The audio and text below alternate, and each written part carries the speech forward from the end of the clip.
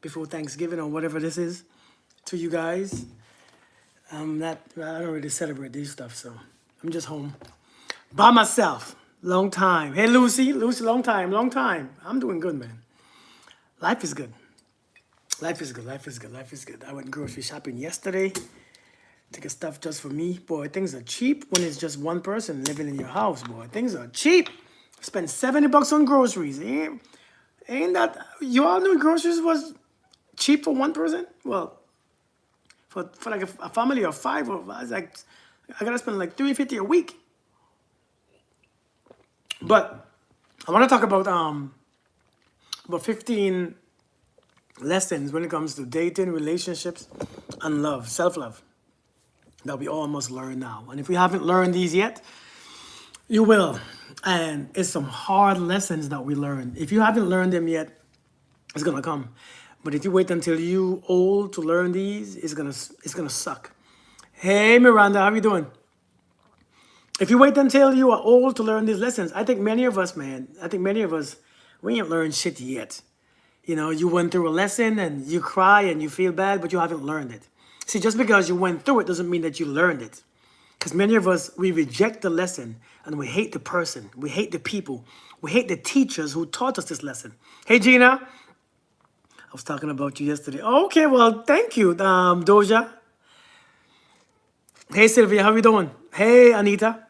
But yeah, many of us, Gina, many of us went through these things, right? But we haven't learned the lessons. And so we're going to have to go through it again. And every time we go through them, that shit hurts, right? That shit hurts just a little bit more. Don't it though? Every time we experience these right here, right? Hey, Holy Spirit, how you doing? Chestney, what's good? Every time. Sparkle, how you doing? Every time we experience these lessons, it hurts a bit more. And so I want to go over these lessons right here. And so I hope they make sense to you. You tell me which one is your favorite one at the end, okay? Perfect timing, perfect timing. You all ready? Matter of fact, let me ask you guys first. What's one of the most difficult lessons that you have learned when it comes to relationship or even one with yourself? Either the relationship with yourself or the one with others. What's the biggest lessons that you have learned? What is the most, hey Brittany, thank you. What is the most harshest lesson that you have learned while you've been here on this beautiful planet that you call Earth? Right? Because I've learned a lot.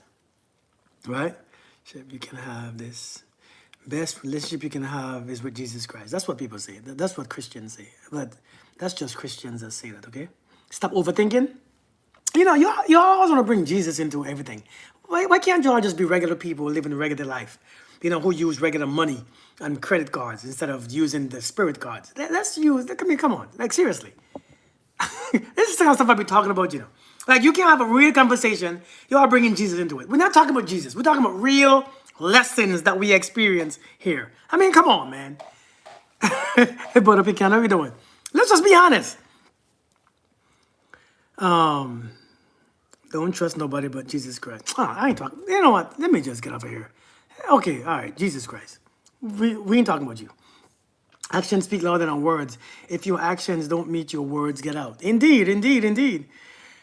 That it doesn't matter. Hold on. How do you? Thank you. That it doesn't matter what I do. I can't control the version or the identity that they give me. Who am I in their heads? Facts. I try to find love on the outside, and when that leaves, hey, learning to put myself first. Okay, real human lessons. Yeah, I mean for real. Well, I'm gonna go over about 15 lessons. Okay, I've learned that self-love has to be in place before any other love can be brought forth. I love that. Don't let nobody waste your time. Indeed, true that. Don't let a damn soul waste your time. Hey Nancy, how you doing? Well, let me start with this. Live in the present moment. Facts. Hey Kenneth, how you doing? The biggest lesson I have learned is to keep the relationship between the two of you. Everyone holds on to the bad and you all don't work things out. Facts?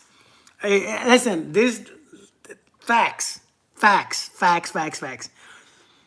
When your wife start making more money than you, she changes. Damn, that's something that you learned? That's deep. That's deep. I mean, yeah, I mean, if that's what you have learned, I mean, that's deep. Minimize second chances. See, listen. And you know what, though? These lessons were tough, weren't they? These lessons were tough. These are tough lessons because we all experience them. And once you experience this right here, it's painful. So let me, hey, listen, get a pen. Get a pen. I'm going to quote some quotes. I'm going to quote some stuff. Acceptance. Get a pen and paper. I'm going to put down these things, and I want you to think about these things today when you go to sleep, okay? Or before you go to bed, think about these things that I want to tell you right now, okay? So we're going to talk about 15 different things that I want to bring to your attention, okay? No, I'm not from Beckway. All right, number one, let's go straight into it. Let's go straight into it. The relationship you have with yourself sets the standards and the tone for all other relationships. We all know that, right? The relationship that we have with ourselves, it sets the tone for all other relationships. A matter of fact, go ahead and share this share this live, because somebody might, I don't usually say share the live. I don't usually say that. I don't usually say tap the screen. I don't usually say all those things, but I think this one is very important. So go ahead and share the live. Somebody might actually appreciate it. Number one, the relationship that you have with yourself sets the standards for all other relationships. Listen, if you have an abusive self relationship, you would attract more, because you would assume that somebody want to come save you from your own abusive self relationship, your own self hurt, your own self pain. You might assume that somebody want to feel sorry for you. You might assume that somebody sees you struggling and somebody don't like you, and somebody, you might assume that somebody sees you struggling and you are having a hard time with yourself, and you might assume that they're going to come and give you pity. They don't. They come and give you more abuse. They come and give you more pain and suffering. And so the one with yourself, it sets the tone. If you have a raggedy relationship with yourself, every other relationship that you are drawn to will be sickening. Clyde, what's going on, brother? How are we doing? Hey, blessings, man. Blessings.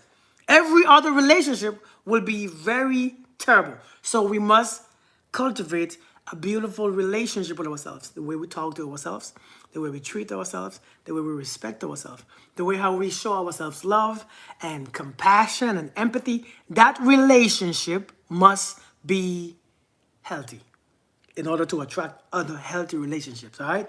Number two, check this out. Number two, setting boundaries is the easiest way to know who wants to stay or who wants to go. Simple. Setting boundaries is if you have people in your life that you don't know where they stand. You don't know where they stand, you don't know where you stand in their lives. Setting boundaries is one thing that will tell you who wants to stay and who wants to go. Simplest things. But many of you set boundaries, and when you see the ones who want to leave, you take them boundaries down. You can't win that way. You can't win. You can't win. It will punish you every time. Because if you set boundaries, right, and when somebody's ready to leave and never mind, then you will always have toxic relationships. Always. So you got to be mindful. You got to be mindful. Setting boundaries will always tell you who wants to stay and who wants to go. You have to acknowledge it. It's okay to set boundaries, because boundaries protect you, and it protects those you love. All right? It protects those, because sometimes when you don't have boundaries, man, you don't understand this. Sometimes when you don't have boundaries, people naturally in human nature will treat you badly, disrespect you. And it's not good for them or you. You know what I mean? Thank you, user. Hey, Alicia. It's not good for you or them. And so you must set boundaries. It protects both of you. Instead of having somebody who's unconscious treat you like shit and do you wrong, and then they feel guilty for doing you wrong because you allow them, sometimes it protects, your boundaries protects you and the ones that you love. I just want you to be mindful, okay? Be mindful. So just be mindful. Number three, some people will only do to you what you allow. This is a hard lesson right here. Some people will only do to you what they allow, and they will not do it to the next person because the next person don't allow it. Let that sink in, man. Let that sink in. Behavior is a language, so listen to it. Facts. More on the facts. Let what I just said sink in, okay? You all just heard what I said? Spiritual teachers on here. There are so many spiritual teachers on here. What makes you different? You could exit the live, and that makes it different. All right. So some people will only do to you what you allow, and they won't do it to the next person because they don't allow it. I need that. I need that to make sense to you. I need that. I need that to go in your mind and do something. I need that to go in your mind and poke something and make you feel uncomfortable. Because a lot of us, right? A lot of us don't understand this. We put up with a whole bunch of stuff thinking that the person don't know what they're doing. Seriously, we thinking that the person don't know what they're doing. They know exactly what they're doing, but you allow it.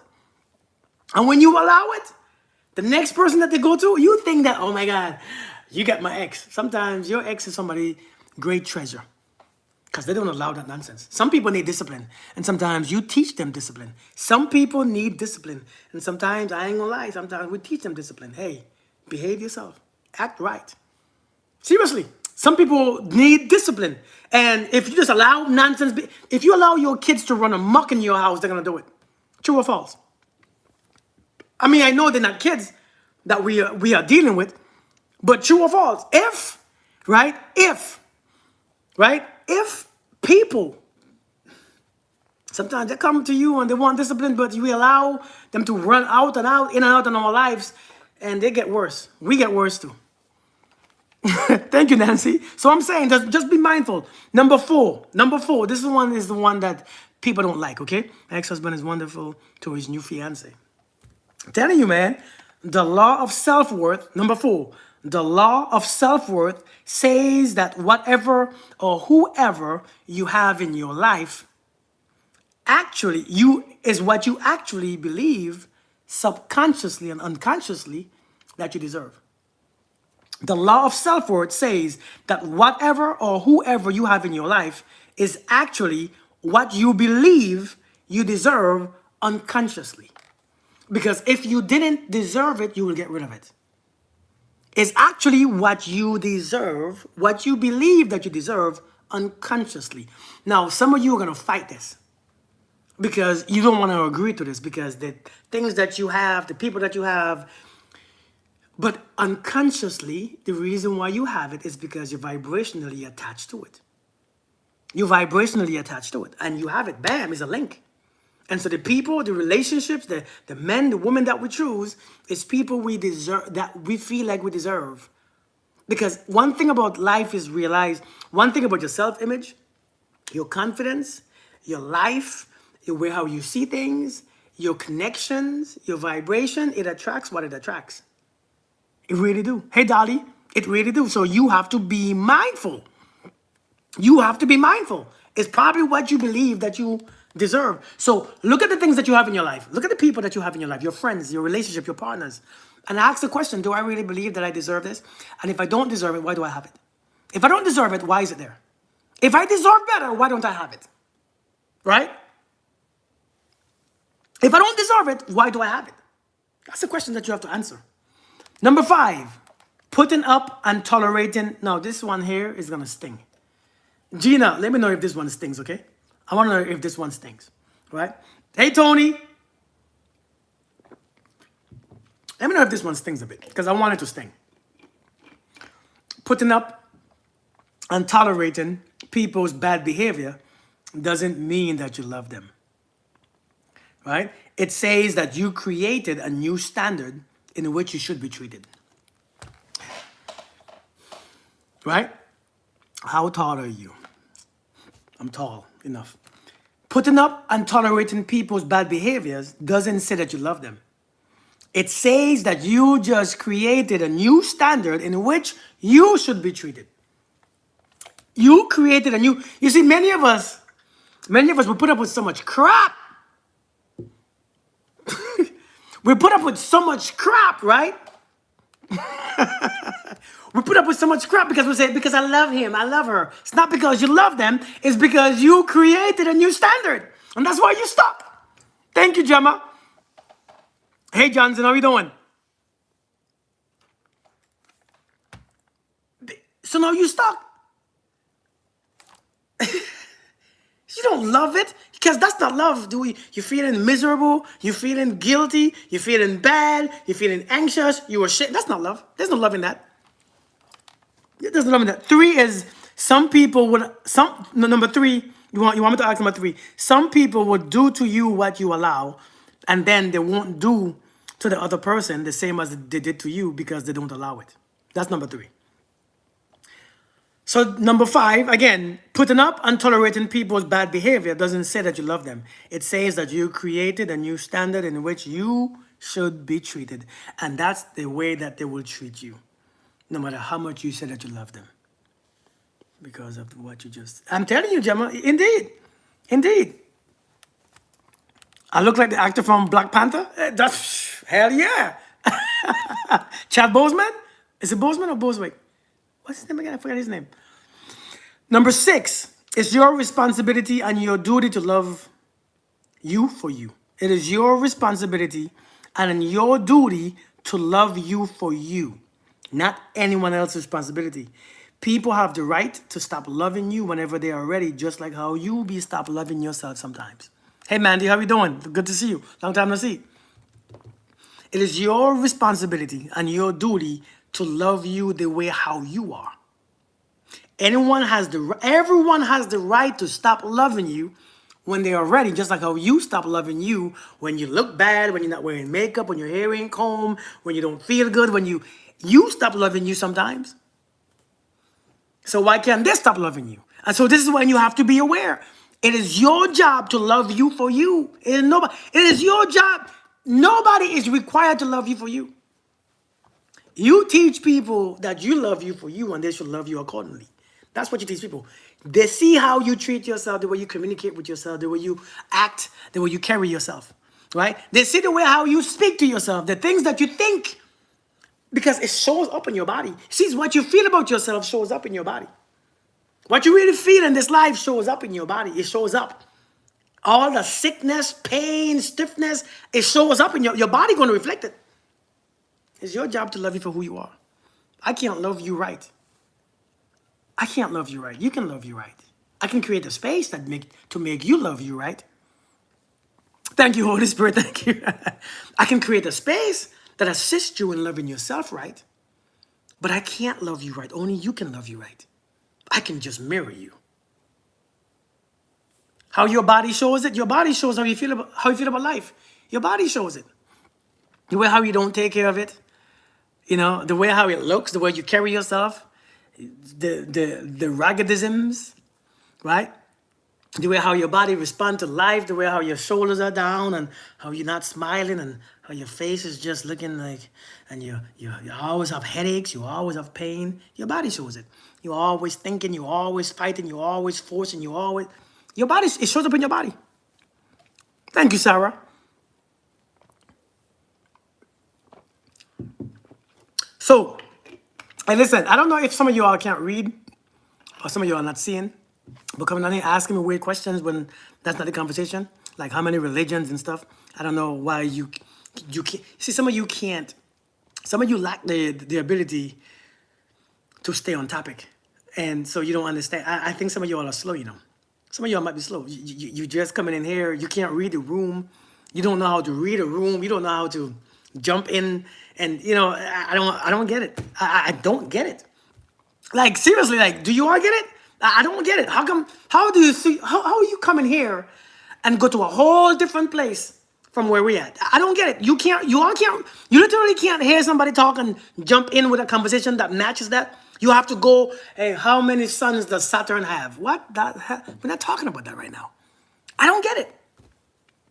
I've called me selfish for loving myself unconditionally, like, and Jesus loved me. I'm telling you, Nancy, man, they will do that. They will do that. All right, number 7, you are responsible for what you accept. It's very simple. You are responsible for what you accept. No, not you, Holy Spirit. Not you at all. You've been here for a while. I'm talking about the people who just first commented some nonsense. All right? It is your responsibility. You are responsible for what you accept. This is something that if you don't learn this now, you're going to learn. It's going to, listen, the things that you're going to get. It is your responsibility. You are responsible for what you accept. Period. That's just one simple, You are responsible for what you accept because you ain't got to take anything. Somebody give you some poop, you don't want it. I don't want it. Now, if you take it and you complain about it, that's on you. But if you take stuff and then complain about it, something is wrong with you. Why would I take stuff from you and then complain? No. Some people even ask for you ask for the minimum, and when they give you the minimum, you don't like it. Some of you asking for the smallest little amount of things from your partner, from your friends, from your loved ones. And when they give you that small amount, you think they should give you more. But that's what you asked for. You are responsible for what you accept. Open your mouth, speak. You're grown. Be honest with yourself. Be honest with yourself. Open your damn mouth and speak what you want. What you scared of? Nobody ain't gonna beat you up. They can't bite you. Because some people are slow. If you ain't asked for it, they ain't giving it to you. Amen? Amen? Amanda, for real, amen? Say amen. If some people, if you ain't asked for it, they're not thinking about it. They're not thinking. That means you should be good enough to ask for it. If you ain't asking for it, they don't know. They're completely confused like two boy ladybugs in a bathroom, in a woman's locker room. They don't know. Or maybe they do know, but they don't really, they figure that you okay. If all you're asking for is $2 and you wanted 10, that's on you. When I give you the $2, don't get mad.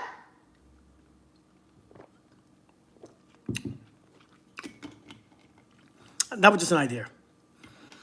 Number 8. That's why I don't give a damn. Number 8. Number 8 says you get the person you choose, not the person that you hope that they become. Whew. Lord, boy, we all learn this. That's something that we learned. Millions, Gemma. That's something that we learn, ain't we? You get the one that you choose, not the ones that not what you pray God for them to become.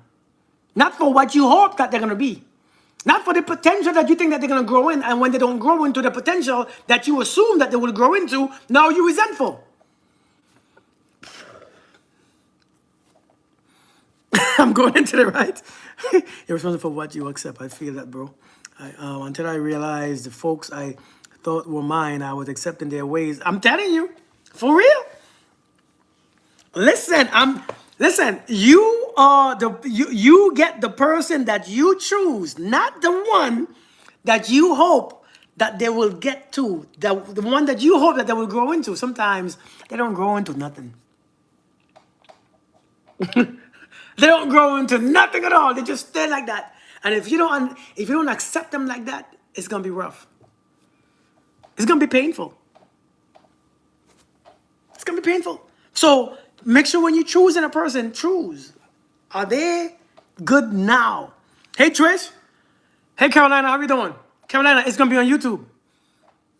Number 9. You already go to number 9? Number 9 is simple. Number 9, we all fall victim to this crap once or twice. Many of us. Have you all been married? Who has been married before? Who has been married? Divorced or married? What do people change after a while? People don't change after a while. People just grow into themselves. They don't change. Many of us, right? They don't change after a while. Who they were pretending to be. Hey, Jamisha.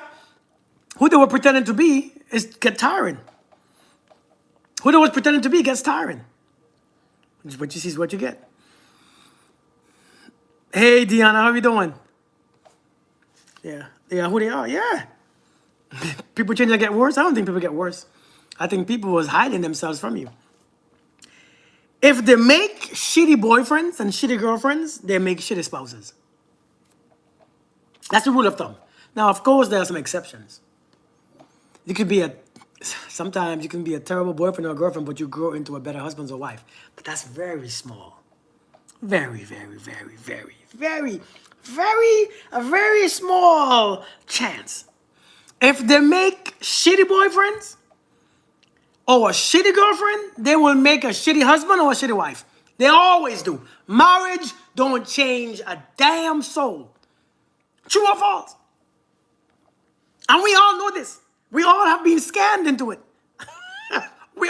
Hey, how many of us have been scammed into somebody we thought, right? We thought there was a good, I mean, there wasn't good, there wasn't that great, but we thought when they get married to us, right, they will change. How many of us been scammed?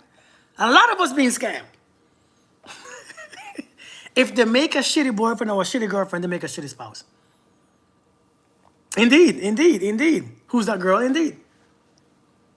I see you scammed yourself. Number 10. Number 10. Another hit. The beginning stages of a relationship are the best parts. The beginning stages of a relationship are the best part. But if your beginning ain't shit.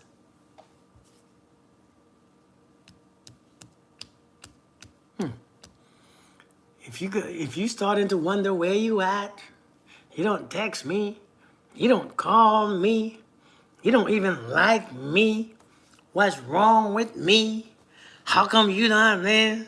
How come you not that? How come you don't call? How come you don't text? You making me vex. What is happening? Hey Erica, how you doing, girl?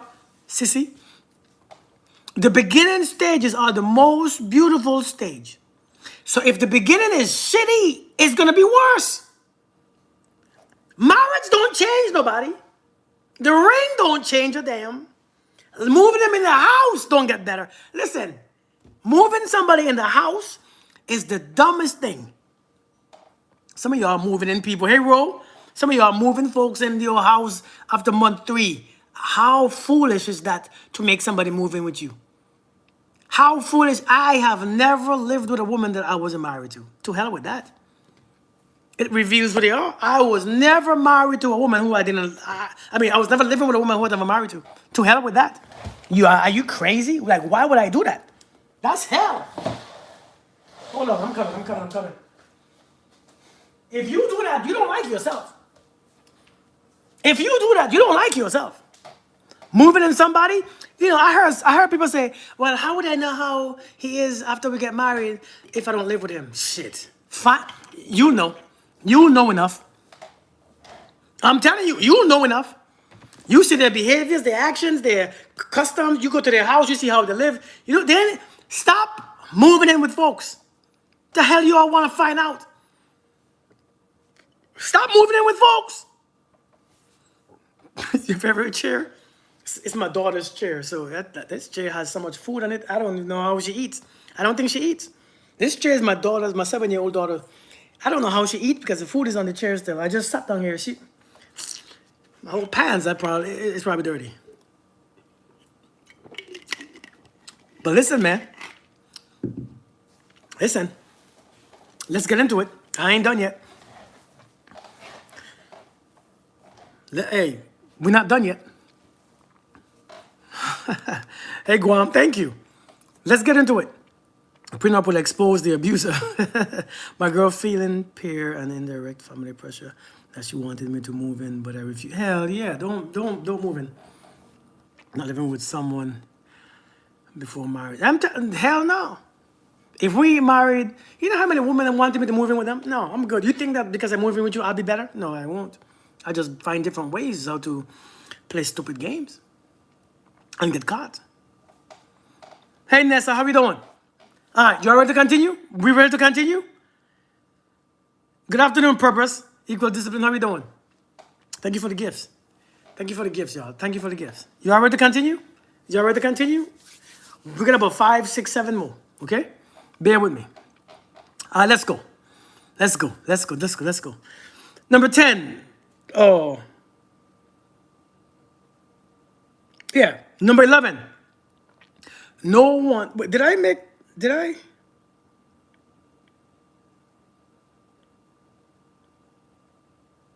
Yeah. Number 11. No one would ever be able to make you feel loved unless you love yourself. Now, don't let that go over your head. No one would ever be able to make you feel loved unless you love yourself. Many of us right now, we think the problem that we have in our relationships is that other person don't love us. But no, our love is blocked, so we can't feel it or send it. We don't know how to experience love from the outside. Everything, sometimes your self-esteem or your guilt or your pain or your suffering be struggling. And so no one would ever make you feel loved. Some of you, I never felt loved. And you go from man to man to man, or woman to woman to woman, looking for that feeling. That feeling ain't coming unless you love yourself. Because only when you love yourself, you can connect to other people's love. If you don't love yourself first, you cannot connect to love on the outside of you. Melita, how you doing? If you don't have love lingering on the inside, it will not linger on the outside. And if it is on the outside, it will be a blockage. You can't pick it up.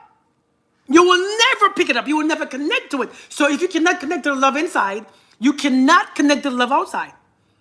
So why are you wondering why I never felt love? If you never felt love, you probably the problem. Captain Pops, what's good? This damn thing always dropping, huh? If you have never felt love, I have spoken to people, I have coached people, I have coached and helped people who have never felt loved until they realize their heart was blocked. Not people never loved you, your heart is closed. Because you experienced something when you were younger, some type of traumatic experience. Your mother, your father, your cousin was there when you left. You're right, right? And when you grew up, you built all these walls around your heart to protect you from the pain that might come in the future, from potential abusers, and so you built so much walls up, and you grew up forgetting that the walls was there. You grew up forgetting that the walls were there, and you grew up, you become 25 and 30. 35, 46, 50, and now here you are 50 years old, never experienced love, and you forgot your walls are covering you because you're still in protective mode. It's time to stop. Ren, how you doing? How you doing? It's time to stop. You still blaming your parents, ain't that true? Blaming your parents still at 50? Come on now, grow up. No man would ever marry me if I don't lower my standards. It's not your standards. People don't lower their standards because, sometimes, Nancy, it's not your standards, We all could have high standards, but just because we have high standards doesn't mean that we can match those standards ourselves.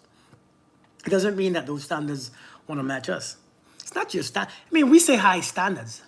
I don't speak about standards. Hey, Tink, how we doing? I don't speak about standards because standards are a scam. If you feel, well, happy birthday.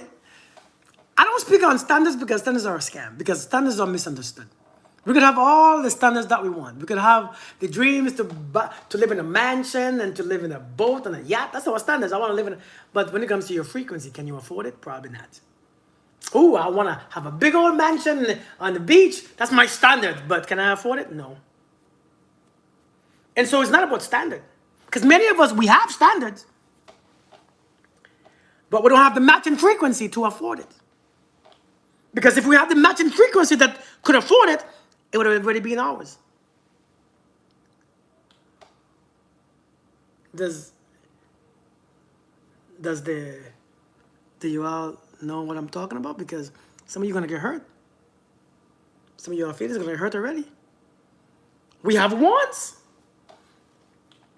But just because we want things, but can we afford it with our energy, with our thoughts and our feelings? Many of us can't. I just want to be honest. Every guy, I wrote it back. Girl, it's not coming to us. So we could say all the standards that we want, because we could talk about the standards, but if you could afford it, you already have it. If Elon Musk, who's almost a trillionaire, if Elon Musk wanted to buy the most expensive thing in this world, right? If he has the desire for the most expensive thing and he could afford it, it's not his standard. It's just, do you know people who are rich don't talk about standards? Do you all know that? People who are rich don't talk about standards. Only people who are poor. People who are rich, you can see their lifestyle. They could afford it. They don't talk about their standards because they could afford it. Why? You see it. Everywhere you go, you see them. You see the way they dress, what they drive, where they live in. You see, they don't have to talk about it. It's only us who talk about our standards for some reason. I don't know why. It's only poor folks. Are you rich? You're missing the point, man. You missing the damn point, Tati. I mean, shit. you, you, you, you, I've been missing some points on this video, huh? Oh, God. No, Jesus, boy. You know, sometimes I realize as a live person, you know, I have to be careful what I say because everybody's not on the same sheet. Number 12. Number 12. Let's continue. Number 12. My horse cracking up here. That's right, Diona. That's right. That's what we do. We laugh. We laugh. I hold your hand as I give you this ass whooping. Right? That's what we do. I hold your hand as I whip you with his words. You know what I mean? That's what we have to do. He said, please don't be careful. I have to hold your hands when I bring these words because sometimes some of these words are very offending. You know, they're offensive. And I get it. Number 12, we will all eventually become old and unattractive.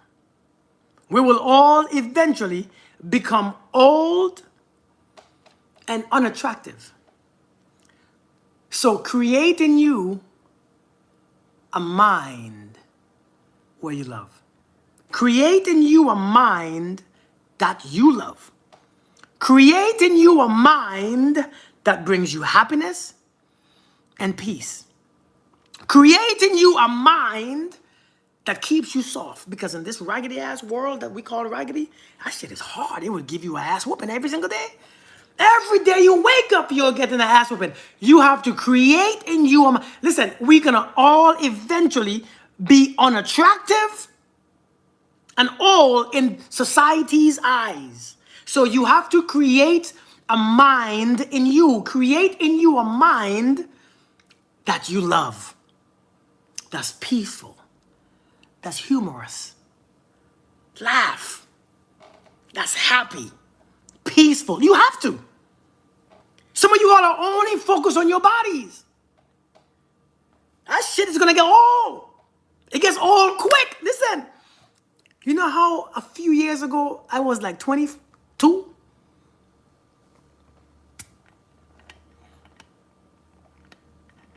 Indeed, Oren. You know, you remember we were just 25? Right, you remember when you was 25? 26? It was just yesterday. And here I am, 45. I don't know when my penis is gonna start, gonna start having ED and stuff. I don't know when my hair is gonna go back. I don't know. When my teeth begins to kind of, yeah. I don't know when that's going. I don't know when my gum is, my prostate. I have to get a prostate check, a prostate exam, and I was scared to death because if this man uses his finger the wrong way, what am I going to do? And so here I am, and in my 40s, I'm scared to death of my prostate exam because my unintelligent self thinking that he gonna put his finger, and he had a big ass hand. His hand was like this big. How your hand this big? Where is the finger was like this long? Man, where is your finger going? Where is your finger? I don't know. No. We're not gonna do that. Listen, whatever is in there, let it be in there. I don't want whatever is in there, leave it alone. Because you're not one thing that I gotta tell my son and my friends this story. I don't want to tell them, let's say, so here I was on my back with my legs up. And this man, tall, handsome man. And he didn't put no gloves on. He didn't put no gloves. You didn't put no gloves on, brother. Brother, you didn't put no gloves on.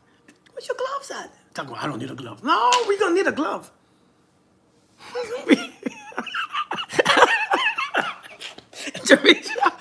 we need 2 gloves because I don't.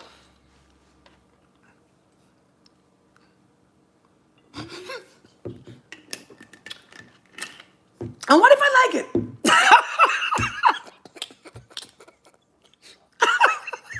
I'm just joking. But seriously, what number was that one again? You have to create in you a beautiful mind. A mind where there is love and trust and power. and reflection and consciousness and awareness and just beauty, because this is going, man. This, the way how it is right now, it doesn't last. Yes, you enjoy it while it's here, but you don't grieve. You don't grieve when it changes, because we enjoyed it when we had it. This is why you have to put efforts in it. Why do you have it? You don't grieve when it, since many of us are still grieving because we gained weight, we lost weight, we did this, we lose our ass, your ass got smaller. You grieving.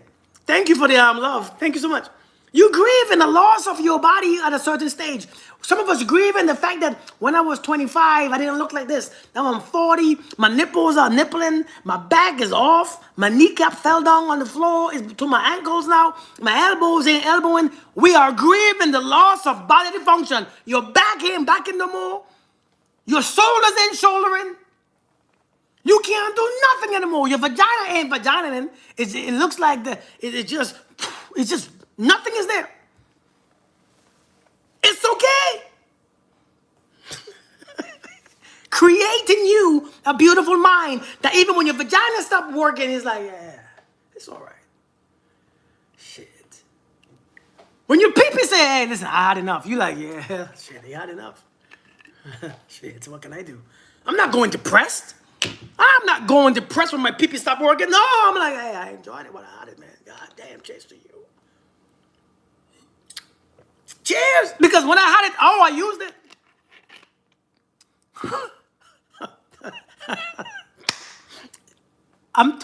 It's funny, but I'm serious, by the way.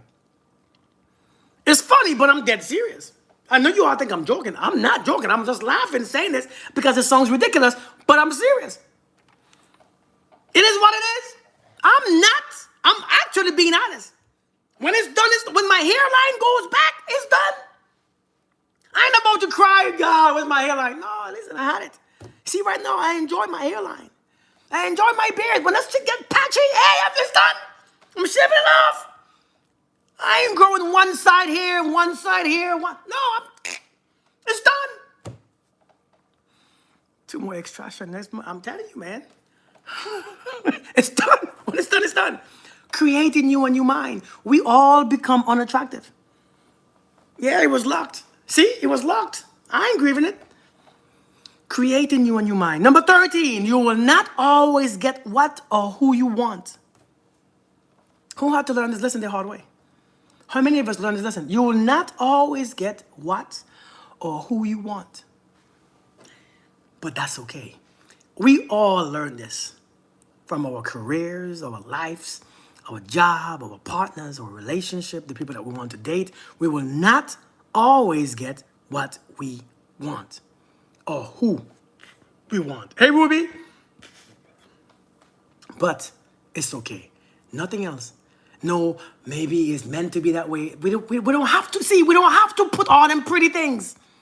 Let's not put all them pretty shit because you are not given the reality his own justice.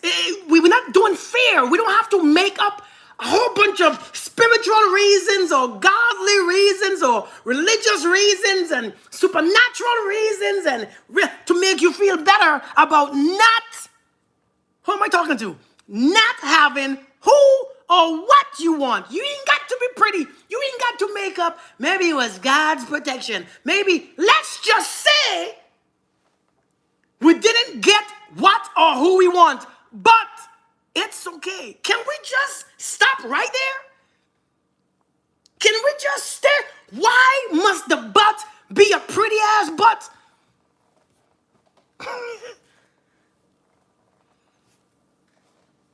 Says the person with a beautiful wife. What does that got to do with anything? What does that have to do with anything though? But thank you. But what does that mean? I mean, shoot, there's a lot of beautiful women out there. We don't always, man, we don't always have to put a pretty end, a pretty butt. Maybe it was God's thing. Maybe it was this stuff. You want someone fine too? Right? Maybe it was meant to be. Maybe God, it can just be. It can just be. It can just be because,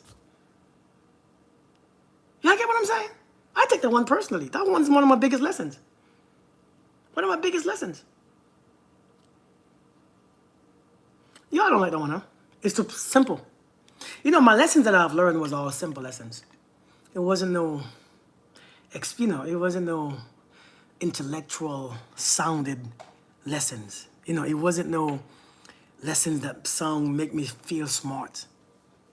We need a soft landing. You know what I mean? That's exactly what it is.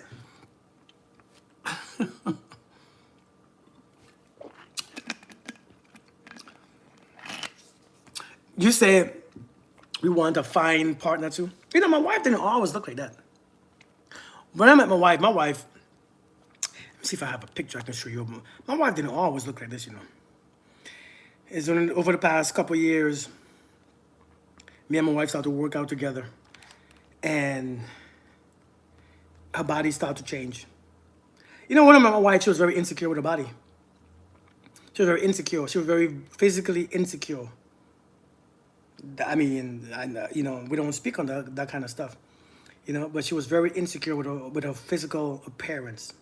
And over the past three and a half years, I took it upon myself to say, hey, let's do something about it. Let's go to the gym. Let's go to the gym. Let's work out. Let's make you love it. I'm perfectly fine with it, the way how it is, but let's make you love it. And when you love it, you can appreciate it more. And when you appreciate it more, I appreciate it more, right? But my wife wasn't always like that. I don't have an old picture. I'm sorry, I don't have an old picture. Not on this tablet. But my wife didn't really like her body at all. She was insecure as hell. She was thin, you know. She never had no big old boobs or big old butt, you know. And these days, not having a big ass and a big butt, it F's with you. I mean, true or false? These days, not having a big ass or big old butt, I mean, breasts and big old thighs, it F's with women these days. Seriously. I mean, am I lying or what? You are quiet. You all went quiet on me, huh? She wasn't my type. She wasn't the woman who I considered my type when I met my wife. But I had to change the way how I connected to her. And it made sense. Boy, y'all got quiet on me. You are still there? You are good? Let's move on to number 4. Okay? Let's move on to number 4. Number 4, love, dating, and relationship cannot be figured out logically. Let's unpack. Right? Let's unpack. You can't relate with, okay, I mean, that's understandable. Yeah, Merida, indeed. Love, dating, and relationship cannot be figured out logically. How many of you are trying to figure out stuff with what a person looks like, right? Yeah, Tabby, with how much money they make and how big the chest and ass is. How many of us trying to figure out relationship logically? Many of us are. It cannot be figured out logically. Not love. You can't explain it. Not logically. Not logically. It doesn't look like anything specifically because it looks different for everyone. You can't break it down with words like that. Love, because everybody is different, so no rules is a rule really. Nothing is a thing. And so what you must use is, it requires empathy. It requires understanding. It requires trust. It requires discernment. It requires, this is the V word, vulnerability. To be vulnerable. Many of us no longer are vulnerable. We don't allow ourselves to be vulnerable. We don't allow ourselves to soften up. We're too afraid and too scared to experience it. And so therefore, we cannot have it. Until you tap into those things, it doesn't exist outside of you. And you can't connect to someone else. It takes trust. It takes empathy and compassion and understanding. You cannot figure this out logically. Nobody can break it down to you logically because it doesn't make sense. It doesn't make sense logically. And so that's why everybody has a hate-love relationship with relationships and love. You have to put some level of risk.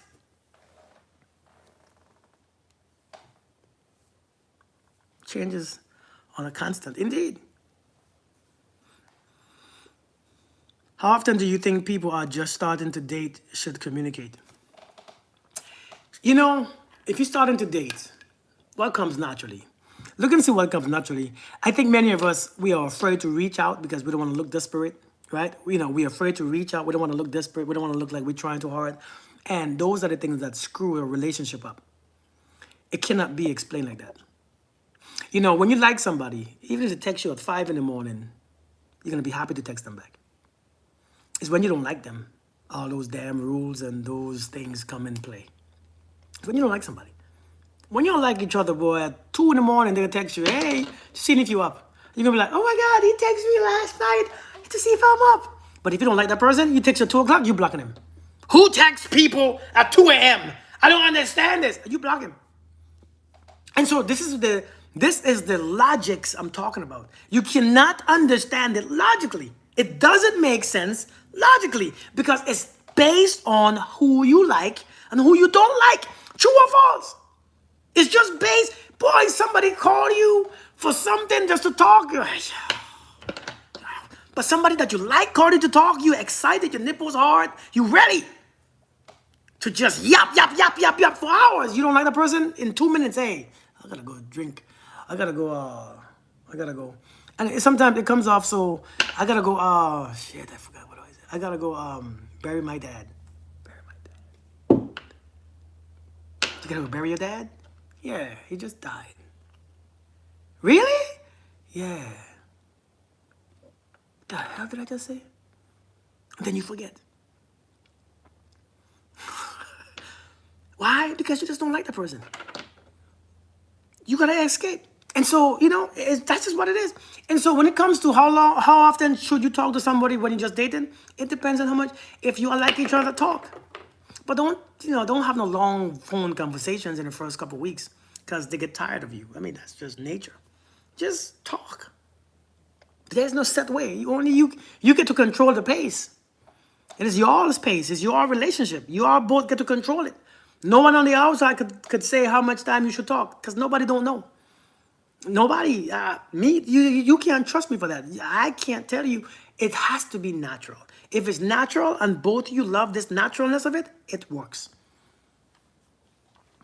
Don't have to kill both. I know, right?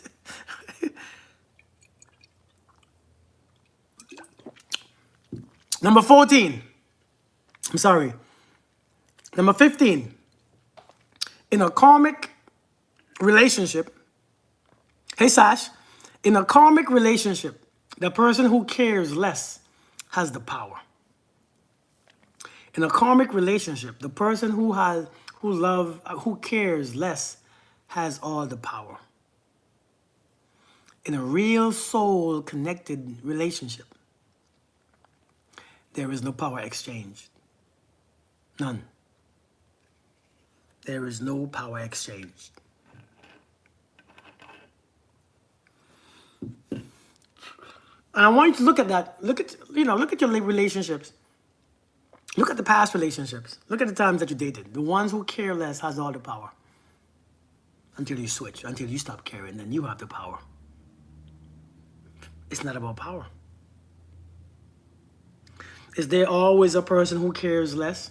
I'm sure we can't say that because we assume, but people show their care differently.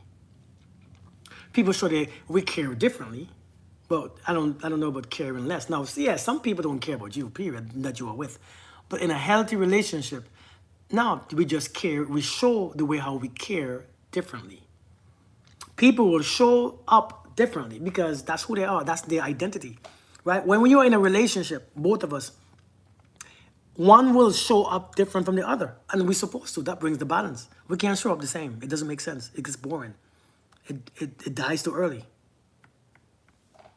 But the ones who care less has the most power. But when there's a real soul relationship, there's no power exchange.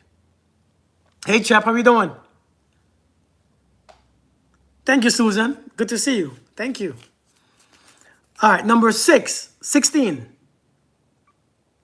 Go where love. I want to talk about this one for a second. Yes, yes, Gina, indeed. Number 16. Go where love is reciprocated and overflowing. I want to talk about this for a bit. Go where love is reciprocated and overflowing. Don't go where it's scarce and demand more of it. Let me say that again. Number 16. Go where love is reciprocated and overflowing. Don't go where love is scarce and then demand more of it from that scarce source. Because many of us, the shit ain't there. You all know what I'm talking about. It ain't there. The ones who we are with, it ain't there. The ones who we are messing with, it ain't there. And you're getting angry and you're demanding more from where it's already scarce. You can't. It's what we do. You can't do it. We are going to a space where there is no longer, it's not there, but we want more. And the places where it's overflowing, they ain't your type. The places where it's reciprocated, it ain't your type. They ain't your type. In the wrong places. Hey, Marsha, that ain't your type. And so here we are trying to pull love from someone who don't have love for themselves. So where is it coming from? It can't come. It can't. And so what we do, we end up being drained. We end up being drained. How do you deal with that? You accept the fact that it's not there. And if love is what you want, and if you go to a store, let me ask you a question. If you go to a store to buy bread, and the store has no bread, are you going to stay there waiting for bread to come? Or are you going to go to another store and get bread? Right? Are you going to go to a different store, or are you going to stay there and hope that the store brings bread soon? You probably go to a different store. You go where it's sold, go where it exists. And so when it comes to love and relationship, we think it's any different. No, it's just you place a value on people that you don't place on anything else. If you place the type of mindset on people or things and you don't place it anywhere else, remember how you do one thing. Hey, Red Spirit, how you do one thing is how you do everything. You might wait and the bread never comes. And that's exactly what happens with us. We wait for it to show up from people and it never shows up. Because by the time they're ready to love you, you have been exhausted. You have exhausted all your love, all your time. And since it wasn't reciprocated, you run out. Do you know that people run out of it? If it's not reciprocated, we run out. Thank you, Red Spirit. We run out of it. So many of us run out. I'm sorry to hear that, Minka. Many of us, by the time they're ready to love us, we're like, shit, keep that. Keep it. I don't want it. I ain't got nothing else.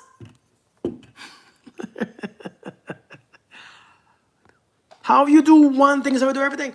And so that's nature because you are done, you are tired, you are. So we have to learn. We have to learn. So go where love is reciprocated and where it's overflowing. Yeah.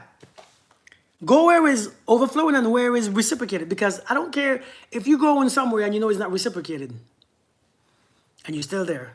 What are you there for? Then you can't want that. Because if you want it. You see, go where it is overflowing and where is it reciprocated. Now, let me ask you a question, right? Can I ask you a question? Let's use some logics. That some of y'all don't like this logic, okay? I don't like this logic. And I know that you all ain't gonna like it. You go to Walmart. Walmart don't have what you want. Right? There's one more store in town. And you don't like that store that much. But you like Walmart. Do you not go to the store because you don't like it, but it gets exactly what you need? Do you not go to the store because you don't like it? Do you not go to the store because you don't like it? Even though you got what you need, or do you stay with Walmart that you love that don't have it? Let's think about it. Do we go to Walmart? Do we stick with Walmart that don't have what you need because you like Walmart? Or do we go to somewhere that you don't really like as much, but they have exactly what you need? Many of us will go to the next store. When it comes to relationship, we don't do that. When it comes to relationships, we don't do that. We stay. My business. You know what we do? We stay. Drive to different Walmart somewhere else. Many of us are waiting for somebody to show up to be the man or woman that you want them to be. They're not showing up. Where somebody's already showing up, but their features, you don't like them that much. Go where love exists. Sometimes it's not what your type of store is where love exists. You go where it exists, where it's overflowing. Because if love is overflowing and it exists and you feel comfortable there, you see, many of us don't feel comfortable in a place where love is overflowing, and so we can't go there. Hey, Aldi, many of us don't, listen now, let this whoop your ass. Many of us don't feel comfortable where love is overflowing because we unconsciously don't deserve it. And so the people that want you, let me tell you this right here. I was talking to somebody just this week, and this is what I realized. There is this law, and I want you to write this law down. I'm going to give it in two different parts. This universal law is a spiritual law. This law, hey Jasmine, how are you doing? Long time no see, girl.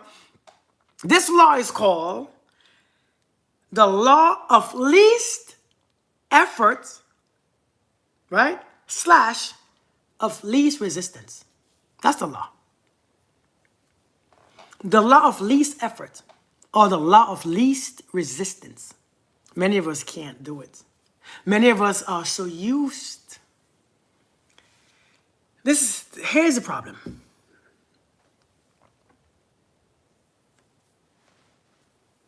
Why did this stop ringing? Can you hear me? I think somebody just called me, some scammer. So many people call this damn phone. The law of least resistance. Yes, least resistance, least effort. Here's the problem. How many women on here? Indeed, Aldi. How many women on here? How many people on here? How many people, men and women, that has worked hard for what they have? Yeah, Melita. How many people on here that worked extra hard for what they have? Their homes, their apartments, their jobs, their degrees, their this, their that, for what they wear, for their life. How many of us have worked extremely hard for what you got? Yeah, a lot of you. A lot of you have, especially as women. You outwork hard. Because you're equal and you want to feel like you're doing the right thing. And so how you do one thing is how you do everything. How you do one thing is how you do everything. And then some of you, that taps over when it comes to relationship. It spills over in relationships. You think that you have to work hard. You think that you have to work hard, you have to do more, give more, you have to do this. You think that you have to be relentless. You have to try harder when you feel it slows down. You have to pick up the pace. You have to be the one calling, texting. Many of you do that. Many of you have this hard working ethic that it spills over in relationships. And so when someone comes easy, you don't want them. Let me tell you again. If that man or that woman comes easily, you don't want it. So the man or woman who wants you naturally, I don't want him. I want someone who I gotta put in the work for. You see, when you go against the law of least effort, you're gonna always overextend yourself. Yeah, you're gonna always try to work harder. Red spirit, you're gonna always try to do more. You're gonna always try to, and The law of least effort means if something is meant to be, it's going to be. When it matches, when it aligns. Let me not say if it's meant to be. If it aligns, it comes with less effort. But when every time you want to see them, they're going to call you. Hey, Adri. They call you, I can't make it.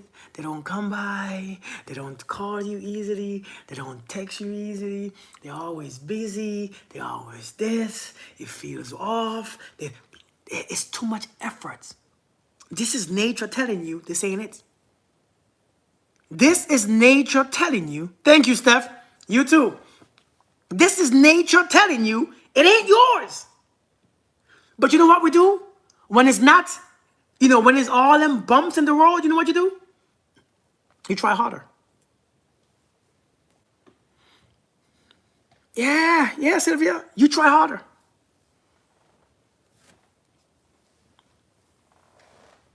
How do you feel about a man who tried to control what his girlfriend wear? I think some of you have this completely wrong. I don't think a lot of men, I think some of you don't understand why men don't want you wearing them nasty little things. It's because a man is, if you want the man to protect you, my wife look at me as one of her protectors, her protector. And if I don't feel comfortable with her, what she wearing, I'm gonna tell her, hey, I don't want you to wear that. Don't wear that. Because somebody's gonna say something stupid. Somebody might come too close. Somebody might come in your face. And now here you go, I gotta fight. My kids are there, right? My kids are right there. Now I had to say something to this stupid ass person because people are ridiculous these days. People are stupid. People carrying weapons and guns. Now I gotta say something. I gotta do something. Now you put my life in danger too. Because if I did nothing, you're gonna be like, oh, I can't believe you just stood there. But I told you don't wear it. Damn. And so sometimes it's not about controlling. It's about, I know men. Andrea, I know you would. We just know men. When you know men, you understand the way how men think. And so you tell your girlfriend or your wife, hey, you ain't got to wear that, right? Don't wear that. Because I know why. It's not because I'm insecure or not. I just know how men are just ridiculous in this damn country. That's silly. She can wear, other people need to respect. Right. Listen, it's not, okay. So that's like saying, that's silly. It's just other people need to, other people need not to shoot people, need not to hurt people or fight people. Yes, we know that. We know that, right? We know it. I know in a perfect world, nobody will say nothing. Nobody will touch her. Let me ask you the question. Let me ask you a question, right? Let me ask you a question. Have you ever been in a club? Let me ask you a question. Have you ever been in a club and when you was walking through the club, somebody grab your hand, grab your ass, grab your waist, grab your stomach? Anybody? Have you ever been to a club when you was younger or whatever? Some dude just grab your hand and say, hey, grab you at your waist and bring you. Dude that you don't even know. In the perfect world, that don't happen, right? See, in a perfect world, that doesn't happen. But it happens, right? It happens something. It happens. It happens. I've seen it many times. I've seen it. Right? And so when a man is telling you, hey, I don't want you to wear this, because this right here might cause some conflicts. I remember one day, man, I went out with this beautiful woman, man. Fine, beautiful. But damn, she was fine, but we were going, and it was in a place where I don't know. I went there to visit her, and I wasn't from that place. So I didn't know what happens in that area. I don't know the crime rate. I don't know how people are. I don't know how people was silly. I have no idea. And we walking into the restaurant, and these two big old black dudes were like, damn. And she just turned around and started cussing them out. Who are you talking to? I said, baby, let's just go. Like, shit, you're going to get me in trouble. You're going to get me, what were you? Let's just shut up and just let's go. Like, what are you talking? What are you arguing with these two big ass dudes for? I mean, hey, let's just go. They ain't touched you. They ain't kissed you. Let's just go. Now you put me in a dangerous place where I gotta feel. No, let's just go inside. Shit. But it's protection. If it's protection that you want, help me protect you. Help me. Now, if it's just you've been an insecure ass dude, and he just everything that you do, everything that you say, everything that, no, that's different. But I know when it comes to my relationship, I say, hey, I don't want you to wear that, because where we going, that don't make sense. She gonna be like, okay, because it's not ego, it's common sense. Because women don't see things the way how men see things. See, a woman's security. Men has security, woman has security. Let me tell you the difference. A woman's security is to make sure she feels safe. She has enough money. If something happens, she can pay her bills and she can feel secure. A man's security, we walk in a club, we're looking at the exits, we're looking at the other dudes, we're looking at dudes who might have weapons, we're looking at dudes who might be in gangs. But like, that's our security. That's what we do. It's two different security. That's why my security is physical protection. Your security is feeling money and wealth, and it's different. We scope. I had a jacket and sweats. She said, "Love your lips, smile." Oh damn! Can I kiss you? Damn. But yeah, man, we scope the place. I don't go to clubs anymore like I used to. I mean, man, for real. So,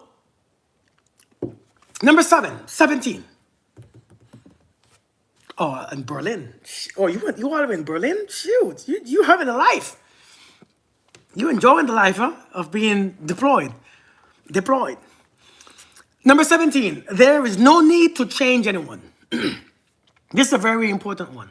You're going to London tomorrow. Okay. Man, you live in the dream. There is no need to change anyone. It's either you can or you can't be with them. You see how simple it is? There's no need to change anyone. It's either you can be with them or you can't. It's either you can or you can't. Nothing else. You are not even seeing the writing on the wall. You are not seeing that's their behaviors, that's their actions, don't try to change people. It's either you look at them and say, I can or I can't. When you understand this concept, let people be who they are. Seriously, when you understand that concept, you let people be the asses that they are or the great people that they are. Leave them alone. But it's you to decide, can I deal with this or should I ignore this? Just like one said, yeah, facts. And the last one I have for you guys today.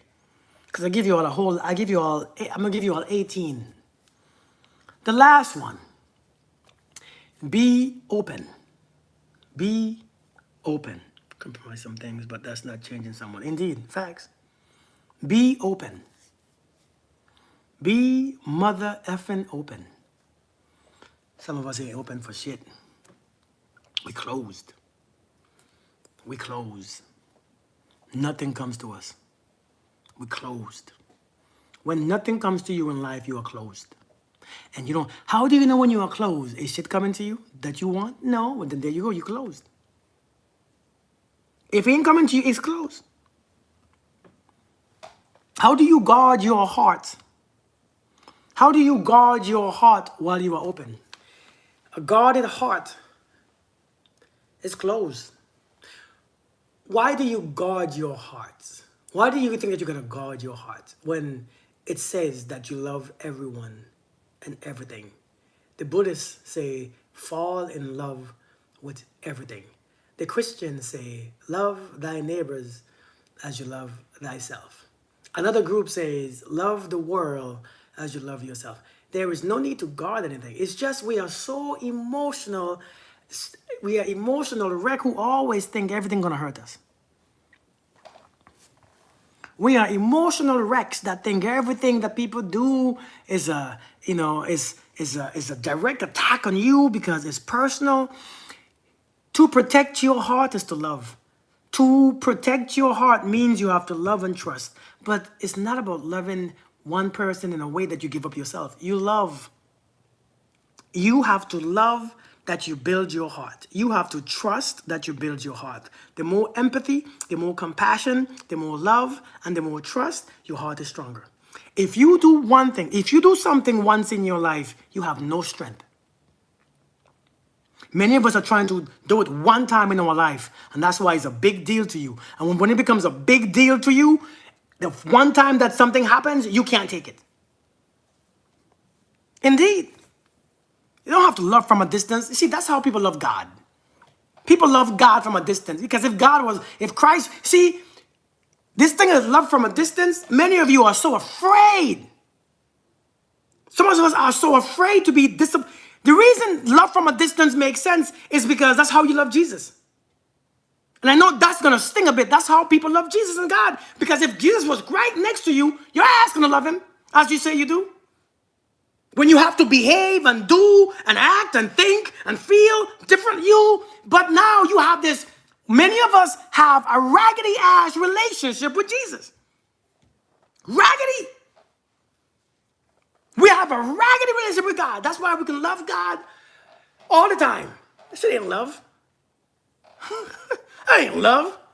That's just you using that to say you love God, because the Bible said it. But in all reality, it's not true. Look how you acting. Look how you afraid. Look how insecure you are. Look how sad you are. Look how you don't even forgive people. It's not love. From a distance. I'm telling you. It sounds good. But why? You see, we always love our ancestors. We always love the ones who are passed on and passed away. We always love the ones who have gone to a different country, different nation. We always love the ones who are in heaven or the ones who have died. But we can't love the ones who are right here. What does that tell you? That shit ain't love. Alexa, it ain't love. It's so easy to love our ancestors. So easy to love God because God is everything. And Jesus. And love this. And love people who are my grandmother when we was alive. You ever heard somebody say, when they was alive, we had a bad relationship, but I love them now. Have a vision. You ever heard somebody say that though? Hey Prince, how you doing? Love me I'm telling you. You ever heard somebody say, when my mother was alive, oh, we didn't get along, man. I couldn't stand her, but now I wish she was here. You know why? Because you can love them from a distance. That's what we are teaching people. That's why social media is so powerful, because ain't nobody next to you. But the ones who next to you, you can't stand their asses. Everybody triggers you. Everybody gets on your nerve. Everybody bothers you, the ones who are close by. And you think the people on social media is different? So we have learned, this society are learning to love people from a distance because everything triggers us. So when it comes to protecting your heart, you think the way to protect your heart is to close it. No. That's not how it works. Protecting your heart means let people be. Shit. God dang. It means let people be. Let them be who they are. Why is it offended to you? Why is it offensive to you when they are the way they are? When they behave, let them be. You let your raggedy ass kids be. You let them run around the place in dirty underwear. You smell their poop. You still love them to death. They teach us how to love the world because they are the world. You ever hear, I believe the children of our future. Teach them well. Y'all sing with me. Let them lead the way. Show them how the beauty they possess inside. See? Just anytime to sing. Give them a chance. Something to make it easier. Let the children's laughter reminds us how we used to be. I decided long ago never to walk. Indeed. Kids do teach us. Hey, Lisa, quiet, take over. But what my something, and William Lynn. But hear what I'm saying though. to protect your heart. They're not here. I'm here by myself. They went to New York for the week, so I'm here by myself. I'm here all alone, doing the same crap, going to the gym and coming live. But I'm telling y'all, man, you see what? So how do you put boundaries into this? How do you put boundaries into letting people be? A lot of times, people are not bothering you. Distance is nothing more than a refusal to admit that we are more upset than we no longer have the option to call them when we need them. Or to control them too. Or to control them. Or to control them. Or to make them act and behave how we think that they should. Loving from a distance means I can't make you behave the way how I want you to behave also. So let me put you on a side. Because a lot of times, many of us, we want people to behave to our standards and to be who we want them to be. And when they can't, we put them to the side and say, you go there, I go here. Why? Because you can't love somebody who you don't share nothing with. Have you ever had to cut off a really good friend because they kept talking crazy to you? Yeah. Create my distance from them because, again, that's where the boundaries come in. And it's not because I was disappointed or hurt. It's just because I understand, you stay here, I stay here. Right? That's where boundaries come in. Boundaries don't say I'm protecting, it's not about protecting my heart or not, because it ain't, number one, I don't take people's behaviors that personally. Right, Gina? I don't take people's behaviors that personal. Because I understand this is yours. This is your shit. I ain't taking that. Right. This is your stuff. This is your burden to carry. But I don't want you carrying that burden in my face. Right? But this is your stuff. I still love you. I'm still here when I need you. I just can't be around you all the time. But this is your stuff. And so it's not about, I still love you to death. No kind of hate has been aroused. Hey, Bella Rose, how we doing? And so I love you to death, but hey, if you keep entering my space and disrespecting me on purpose, disrespecting me, going against what I'm saying and going, now you have a personal vendetta against me. And I get it. And we can't share the same space because there's a problem. I always expect others to change instead of thinking we are the ones that needs to change. We need to realize that we are center of our universe and not the center of theirs. Indeed, facts, hallelujah. How do I get my stepsister to forgive me? It turns out she was actually stuck. Actually stuck where? But yeah, you don't get people to forgive you. People forgiving you is not about you. You don't get people to forgive you. Stop trying to get people to forgive you. Hey, Tamara. What do you think about couples who live in different places for personal space? I don't want it. I don't want it. If it works for them, I don't want it. One bill is one bill. We need to have one bill. One bill. All the extra bills, we can save money. I don't want it. But if it works for them, hell, two rich people do it.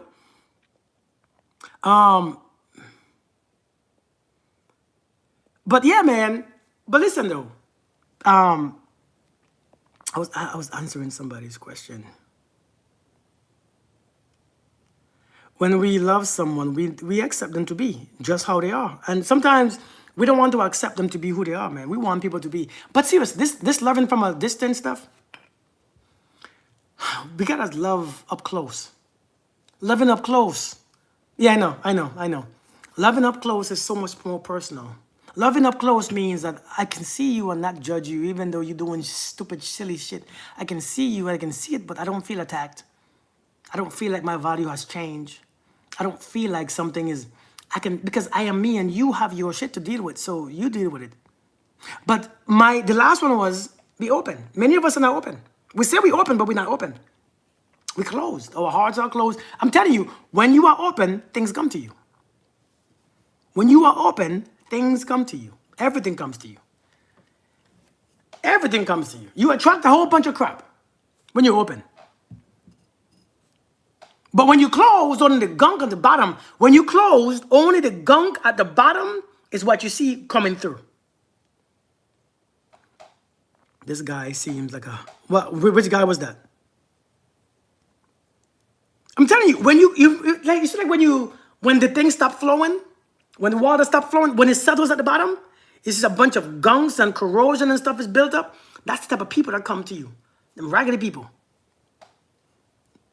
Oh, thank you. Thank you, 420. Thank you. Thank you so much. What about the ones who say they cannot live with anyone again? You know, it's not a bad or good thing. If you don't want to live with nobody again, that's not a bad thing or a good thing. That's just the way it is. I mean, I don't blame. I mean, I could only live with somebody who I'm married to. I'm not living with nobody who I'm not married to, right? And after this marriage, I'm done with it too, because it's not because it's not because it's bad. I think it's a beautiful thing, but I experienced all these things. I experienced marriage twice. I experienced relationships and dating and sex. I experienced it all.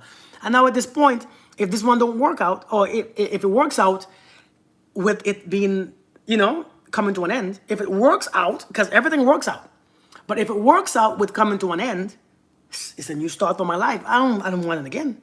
I mean, I don't want to do it again, with someone else. I just don't feel like it. And so if it's based on fear, then it's different. But if it's based on understanding and you just being love and open, shoot, it is what it is. See what I'm saying? Told him I want my own house, less much to clean. Man start texting me pics of himself out of the blue. I am not interested. How do I respond, if at all? Block him. Block him. Wakanda forever. Why does everybody say I look like? Why do people say I look like that Wakanda dude? Oh, you just being rude. If you confront, wait, hold on. I think I missed something. If you confront them, they act like you are the problem, even if you say it in the nicest and loving way. And that's okay.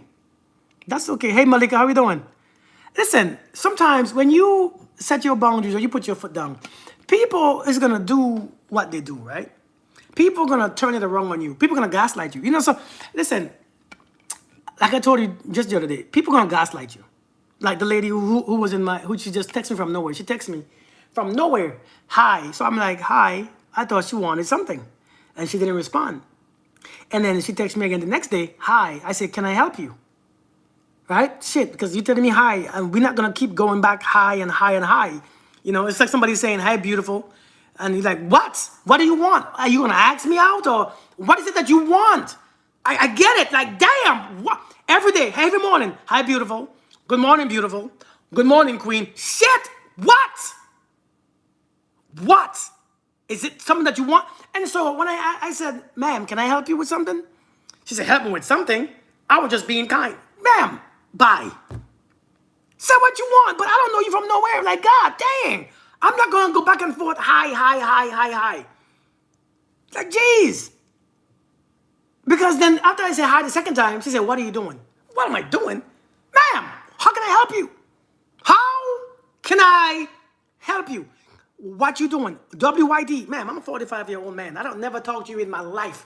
Why am I responding to you? What are you doing? And then when I say, ma'am, can I help you with something? I don't want your help anyways. I was just saying hi and being kind. Ma'am, do that with your friends. We're not friends. Shit. I mean, for real. Hey, Starburst. Sound like a setup? It's very annoying. Her ego was bruised. Yeah, man, And then I had one yesterday who texted me. Somebody texted me yesterday, hey, do I know you? Ma'am, how are you going to text me and ask me if you know me?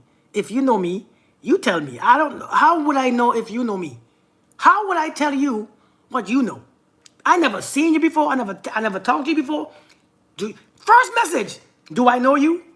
So I said, no, I don't know you. She sent me a picture of her to make sure I see her face and a video of her. This is on TikTok. And a video of her. So I said, no, I don't know you. You know what she did? She blocked me. She blocked me. What? I'm so confused. I'm so lost. What was that? What was that? Was that your way of? How do you block me? I say I don't know you. What did you want? What was your intentions? Yeah, what was your point of doing that? I don't understand. You all play this game still? You all think only men playing stupid games. Women do the same. You see, you all don't understand. Women be doing the same crap men are doing. You all just don't see it. Somebody texted me 2 days ago and she told me, out of the blue, I don't know this woman, I never spoke to her. She said, I want you to fold me up like a pretzel. Listen. I want you to fold me up. First message. Don't know. I don't know this lady. I never spoke to her. She said, I want you to fold me up like a pretzel. Now, let's say I fold you up for real like a pretzel. Let's say I put your legs behind your head and your arms behind your leg and your head under your stomach and your stomach under your foot and your foot under your head. I don't even know what I just said. Now, let's say I put you there and did nothing with you because I don't like pretzel. They are too salty and they are full with carbs. Let's say I put you like that and then leave you right there and then leave. How would you feel? What? Because I don't think, what do you want me to do after I put you like the pretzel? And I don't like pretzels. I don't like pretzels. So I don't know what your point. So I'm like, is this how you come out a man? It's not fun with cheese. I mean, I sometimes like Auntie Anne. Like, what is it? Auntie? What's that one called? Auntie Anne or something? Oh, what you want me to do with this? Man, I'm 45 years old. I ain't folding nobody up. I tried to bend my back and I feel that fold hurts. I'm trying to fold you up like a pretzel and do what with you? I'm not eating that. I mean, like, seriously, man. Is that how you... Auntie Anne's, yeah. Is that how you want somebody, their first impression of you? Hey, fold me up like a pretzel. What? What do you mean? But I didn't ask her what she meant because I didn't want to know what she meant. Aunt Annie, I didn't want to know what she meant. People crazy, man. Thank you for the gift, Queen. But yeah, hey, so listen, man. So these are the lessons. I'm like a bowl. Auntie has good lemonade. Yeah, it does. It does. But yeah, I'm like, come on, man. But that's not how you... But women are just as bad as men, you know. I had a woman send me some naked pictures. Woman I never spoke to in my life. Hey. I said, why are you sending me this? She called me gay and cussed me out. She said, with your gay ass. Wait, what now? I'm so confused. I don't care if it's... Oh, yeah. She called me gay and she called... Because I'm curious, like, did you send it to the right person? Because I'm thinking, is it the wrong person? Like, did you make a mistake? Send it to the wrong... Hey, why did you send me this? Just to make sure that you know that it's me that you sent it to and that it wasn't somebody else. So I'm like, did you send it to the... I said, why did you send me this? She cussed me out, called me gay. And why? I said, what? Damn. It's disrespectful, man. But you see like how when you all reject men, how men cuss you all and call you all gay and stuff? I mean, men call you all bitches and hoes and with your nasty bitches with your hair ain't coming, your hair ain't comb. You see like when you reject a man and a man cuss you out and call you all type of names and tell you that your wig is flying off your head and your forehead is just back here because your wig is... You see, well, women do it too. I never knew that. Well, I mean, I knew it, but it's sad. Women do the same crap. I'm telling you all, it's not just men. Women doing that crap too. Women is doing the same thing. Hey. Hey. We coming in hey in the inbox? Don't you hate hey? Then I had this guy come in my inbox. A grown man. Said, hey, sweet love. Hey, what? I'm so confused. Listen, Stormy, she's a man. Hey, sweet love. I think you got the wrong dude. He said, no, I got the right one. I said, no, you don't. No, the hell you don't.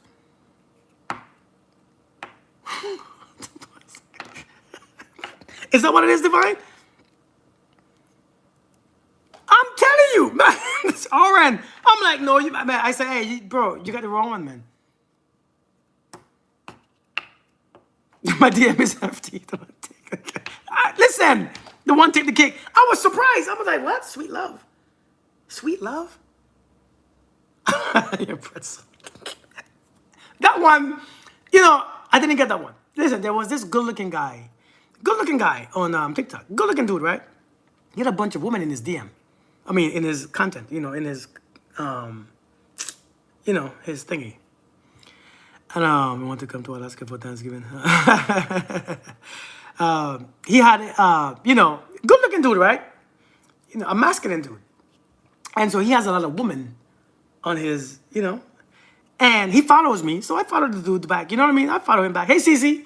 So I'm like, ain't no big deal. One day he came in my inbox. He like, hey. I said, man, we don't talk. We don't start off with hey. And when two men are talking, we don't start off saying just hey. Something is off. So I didn't really respond. So I'm like, I don't want to surprises because, I see a bunch of women in your comments. So, if it's anything else, let's just keep it right there, man. So I didn't respond. So he DM'd me again the next day. He like, hey, man, you're looking good in those videos. I said, man, come on, man. Jesus, man. Come on, man. Like, shit. I post my wife, I post my kids, I post my wife. And like, you follow me, so you seen them stuff. So I'm like, come on, man. Like, chill out with that stuff.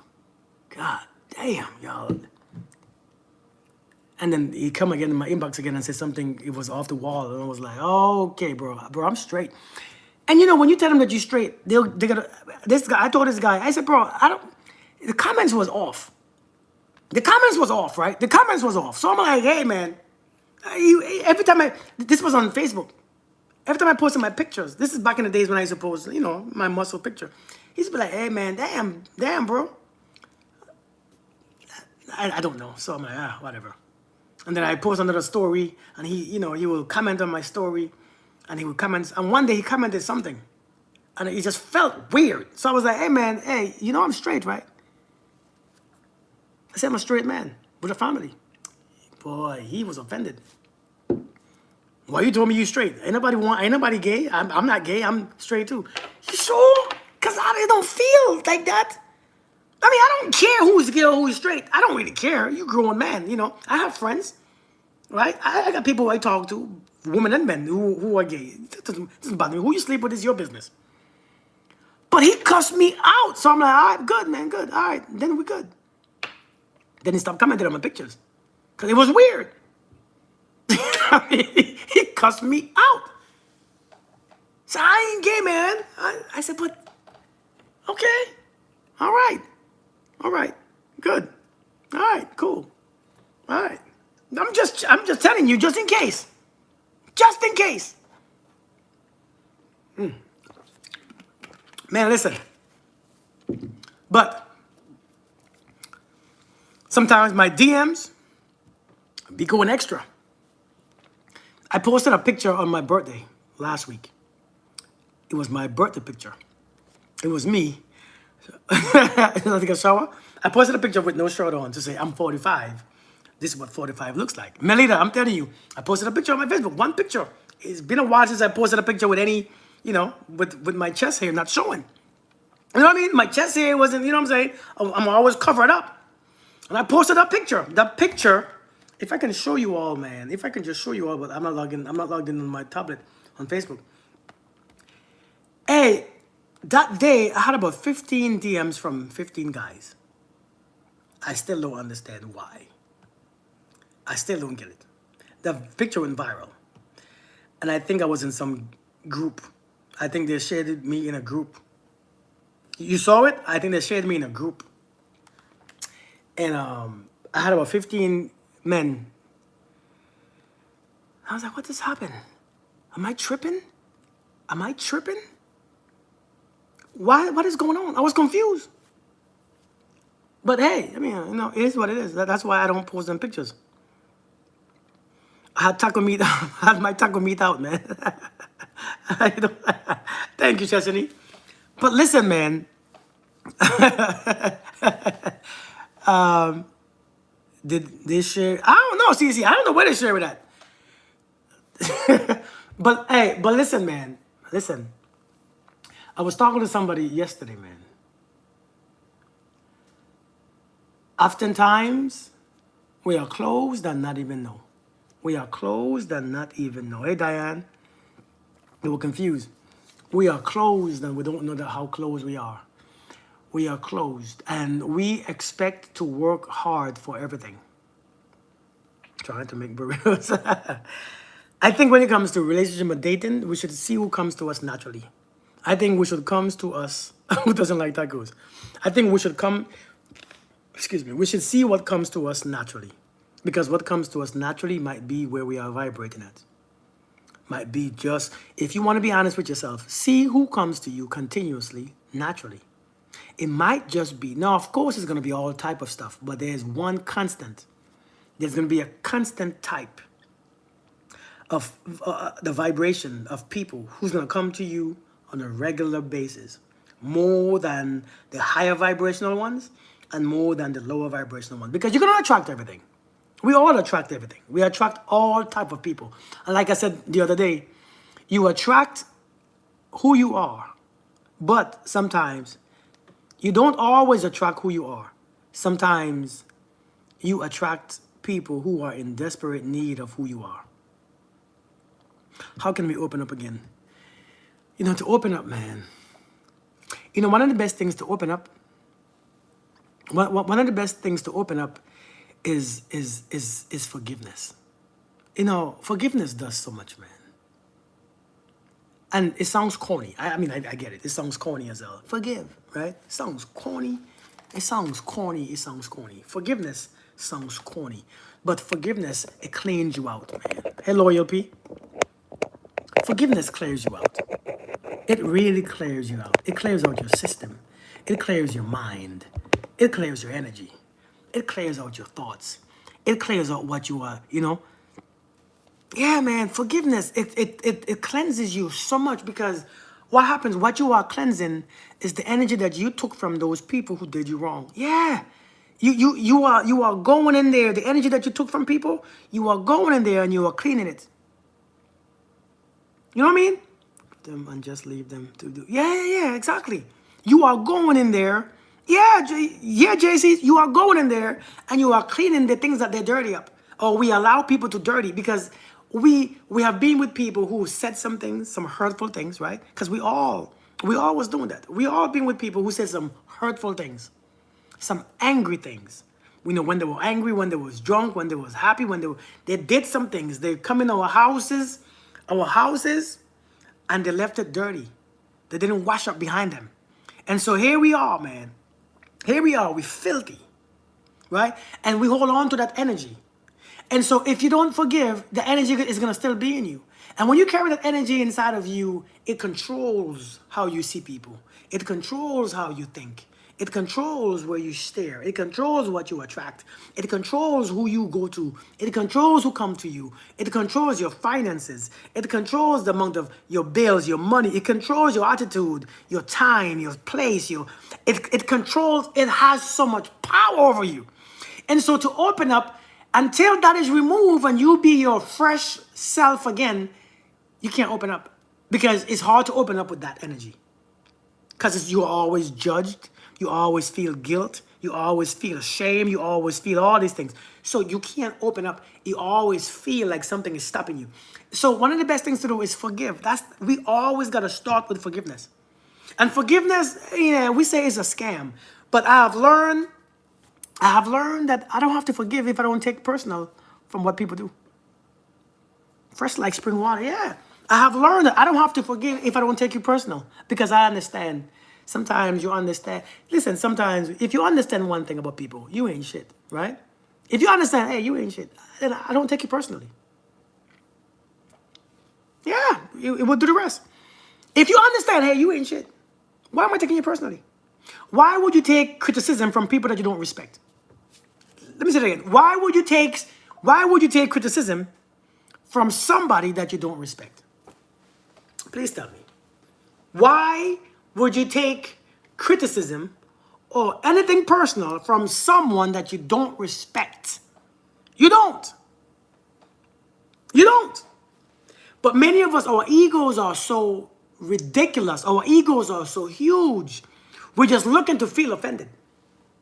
Why? Because that offense is already stuck in our minds. Why? That shame has been stuck from our past experiences. Why? Our guilt has been there since we were kids. That shame has been there since we were kids. That anger was there since your mom or your dad pissed you off, and you carry that anger all your life. And now you out there looking for everything people do to make that anger or to put that anger in motion. That anger has been sitting on your chest for 40 years. And so now you look for everything that makes it come out of your chest. Get it off of your chest because it's heavy. And so many of us, you can't be free. You can't open up yourself. So one of the things that you have to do, number one, let's start with our parents. Let's start with our parents, man. Don't your parents deserve to be forgiven? Shit, they didn't know sometimes they didn't know what they was doing. They were busy. Yeah, that suppressed anger. They were busy. They were tired. They didn't have love that they tried to give to us. Some of our parents didn't know a damn thing. You want to get it? They was in survival mood. They was in survival. Many of our parents. Let me ask you the question. Do you all know that many of our parents was in survival mode? Do you know that many of our parents was in survival modes? Do you all know that? I'm talking about survival, like in pain, their back, their legs, they can't think. They was in survival mode. Many of our parents was in survival modes. We can't hold it personal against them for how they did. We grow now. It's time to get that shit off of us. Hey, Renee. They did the best. Them people was in survival modes completely. Some of them was just drained. They was tired. That law and that raggedy ass 70s and 80s life was different. Some of them didn't know. Some of them was hurt from their parents. And so we have to shake that shit off of us. And how do we shake it off? With understanding. How do you shake it off? With understanding. You don't have to do anything special. You have to understand that it happened. Understand that they didn't know. Understand that they only gave us what they had. Understand that they didn't have that training, especially us poor people. Especially us poor people. Our parents were poor. They didn't have no special school, no education, no counseling, no therapy. Them jokers were just giving us what they had. They yelled, they beat us. I took some ass whooping in my life. Yeah, listen, I took some ass whooping with shoes and belts and sticks and whips. I took some ass whooping, boy. I took some. But I don't hate my mom. I'm thankful because I never did drugs, never smoked, never was a drunk, never got in trouble with the law, never went to prison, never did none of them things. Praise God, praise my mom. Shoot. Whew! How do you get your kids to forgive you? You don't get your kids to forgive you. You don't get your kids to forgive you. That is not your options. That's your control. You don't get people to forgive you. You tell them how you feel, and you tell them the truth. You see, many of us, we don't speak. You see, when we speak our faults, the people that we hurt, you know what we do? We give them a Bible verse because, we give them some crap, or we tell them some raggedy ass stuff, some self, gluten, some stuff, and that's not an apology. Be honest. Hey, listen, I effed up. You know what I mean? I effed up. I did you wrong. Not no buts. Ain't no trouble. Exactly, Zuri. Exactly. Ain't no buts. Hey, I effed up. Don't say but. Don't say I effed up, and I am very sorry.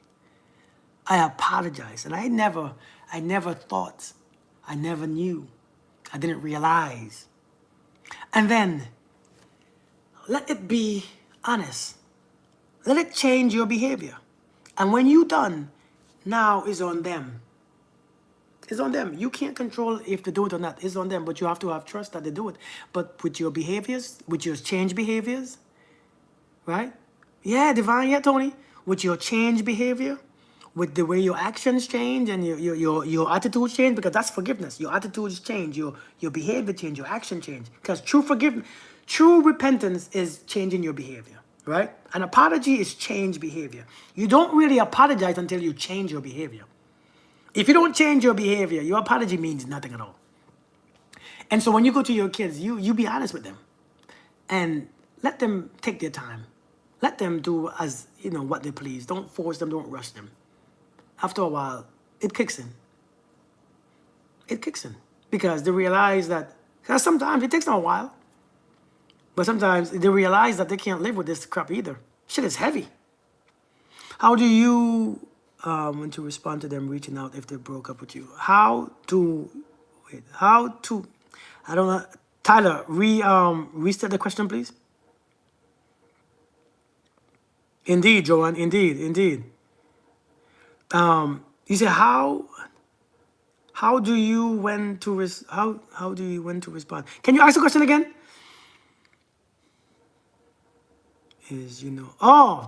See, Tyler, I'm old, man. I don't know them things. My bad. So how do you know when to respond to them reaching out if they broke up with you?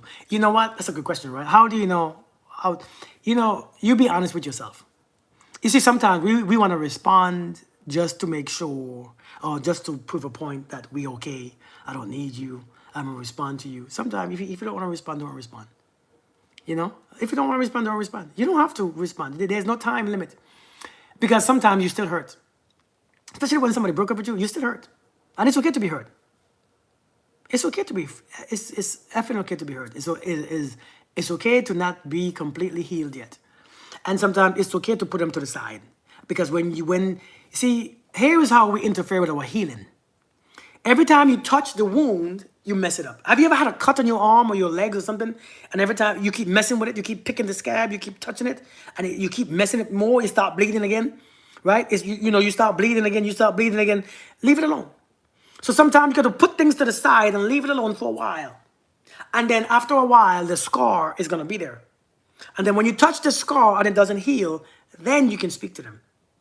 When you can touch or speak to them and it doesn't hurt, there's no bleeding, there is no blaming. Because that's where the bleeding comes in. When you blaming each other, when you're going back to the past and bringing shit up, that's you bleeding again. So when you can touch the scar and it doesn't hurt and it doesn't peel or bleed, then reach out. But until then, shit, you don't bother me. Because we like to, you see, the thing about going back is this. Here is how we don't heal. When you hear a person's voice, it stimulates you. A person that you love, liked, had strong feelings for, sexual connection. When you hear their voice alone stimulates your senses. Can we be honest? Do you understand what I'm saying? Their voices will stimulate part of you. It collects information. It sends that information to your brain. Your brain now feels like that person is back into your life. Now you feel stimulated. Now you miss them. Leave it alone. Keep your distance. You see somebody that you once loved or that you was with. When you see that person, understand that stimulates. When you see somebody, man, that's who you used to know, who you used to love, sleep with, it F's with you. Because again, the senses collects information. Information is sent to your brain. Your brain remembers. And when it remembers, it gives you the last response. It gives you that excitement because it recognizes and it gives you that response back. It gives you that. And so then it messes you up again. Take a while. Queen Hardy, how are you doing? Thank you so much. So take as long as you want. Take as long as you want. Take a year or two. You don't owe them anything. Thank you, Rumana. Thank you so much. Give yourself space to heal. Indeed. My mom hit me with a hairbrush once from like 20 feet. I was impressed. Yeah, man. So yeah, but we have to find out the truth for us. Don't go from people on social media. Hey, the one, how you doing? Thank you for the gifts. How you doing? Don't go from people that you see on social media to give you answers because we can't give you answers. Only you, your answers is already in you. Yeah, we don't have to be friends. We don't have to be friends. Only when you're ready to be friends. Because sometimes the truth is after a relationship, sometimes we can never be friends. That friend stuff is gone. That friend idea is gone. We're done. Like, ain't no friends. Second, considering them when they haven't considered you. Indeed, exactly. You just don't. Thank you, Trisha. Thank you so much.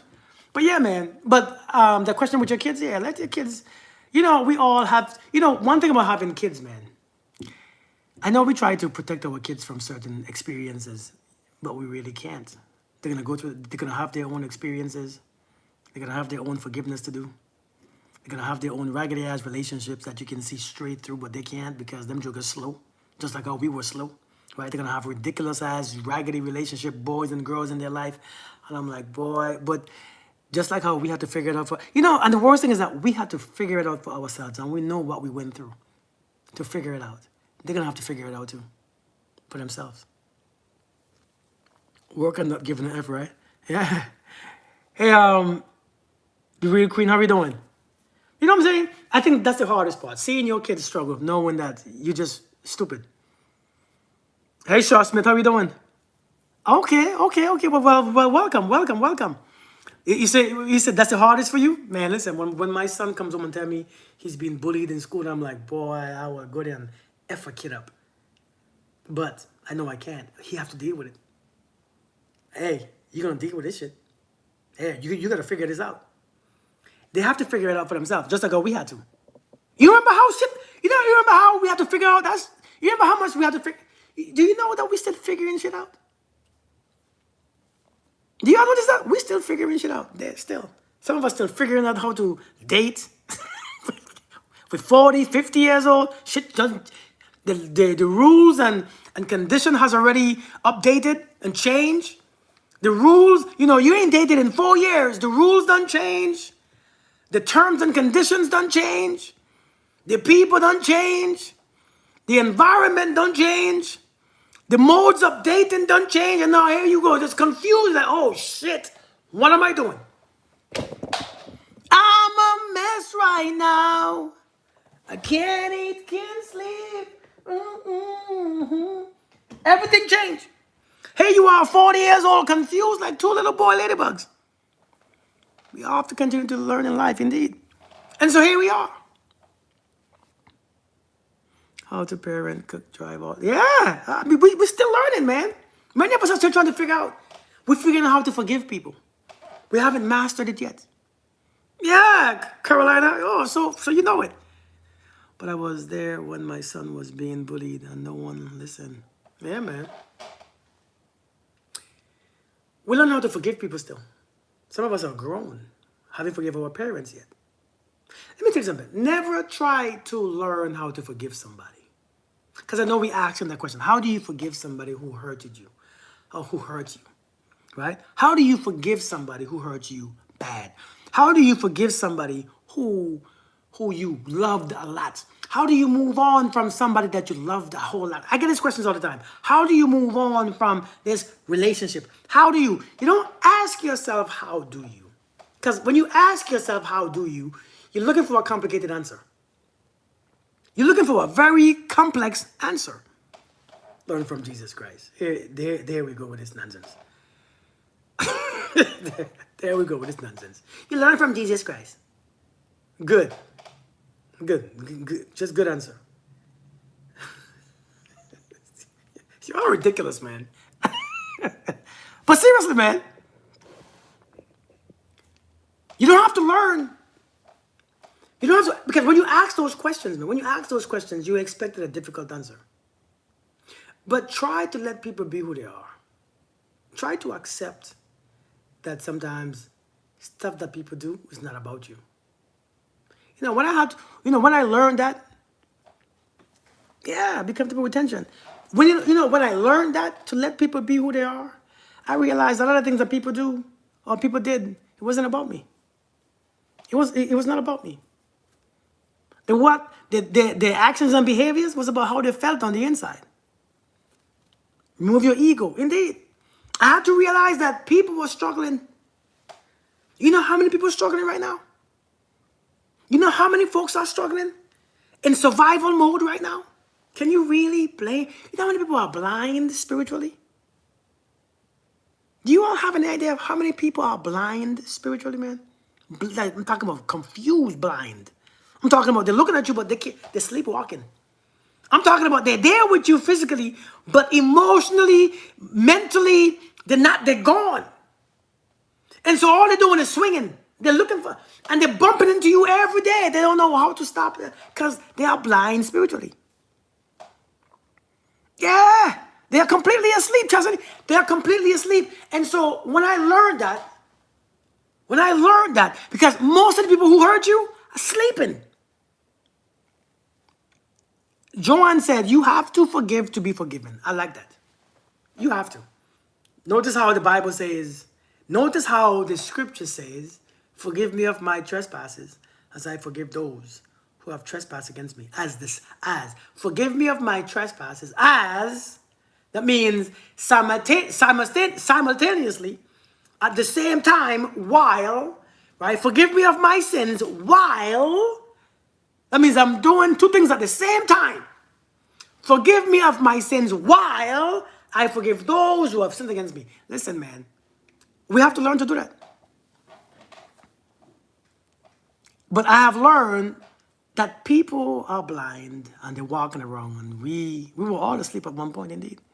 And so I have learned in this day and age not to take people too seriously, too personally. Not my kids, not my wife, not my friends, my siblings. I can't. Because the day I begin to take it personally and seriously, it becomes about me. It becomes about my belief systems. It becomes to be what I think, how people should treat me, who I think I am. That's what it becomes, and it's not. People are trying to escape their own lives. People are trying to escape their suffering, and their actions is all into it. So we have to be aware. We have to be aware. So one of the ways how I learn how to live light is by not taking people's stuff to heart.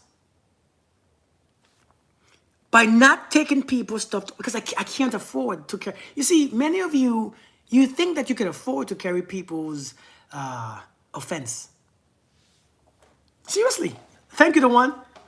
I think many of us walk around thinking that we can afford to carry this anger, to carry this resentment, to carry this. We can't afford it. Look at the state that we are in. Beat me up so much that I'll let life be. What happens, happens. Indeed. Indeed. You think that you can walk around carrying offenses. You can't. You don't have the ability to. I mean, yes, it looks like you can. You can't walk around carrying guilt and shame. It's too much. You know how much weight is shame? You know how much weight is anger? And we walk around carrying this thinking that we can. Well, you can, but it's not beneficial to you. It is not beneficial at all. You really can't afford it. Your health can't afford to keep paying the price of being angry. I'm trying to figure out how this life has even worked and how to support. I appreciate it. I appreciate the one. I appreciate it. I mean, I don't know how it works either, to be honest. Yeah, Gina.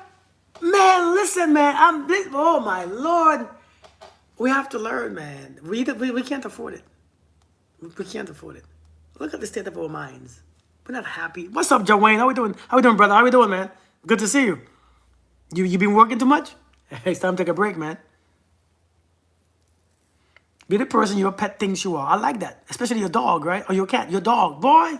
Somebody said, be the person your pet, your dog think you are. I like that. I like that. But let's be honest. We can't afford.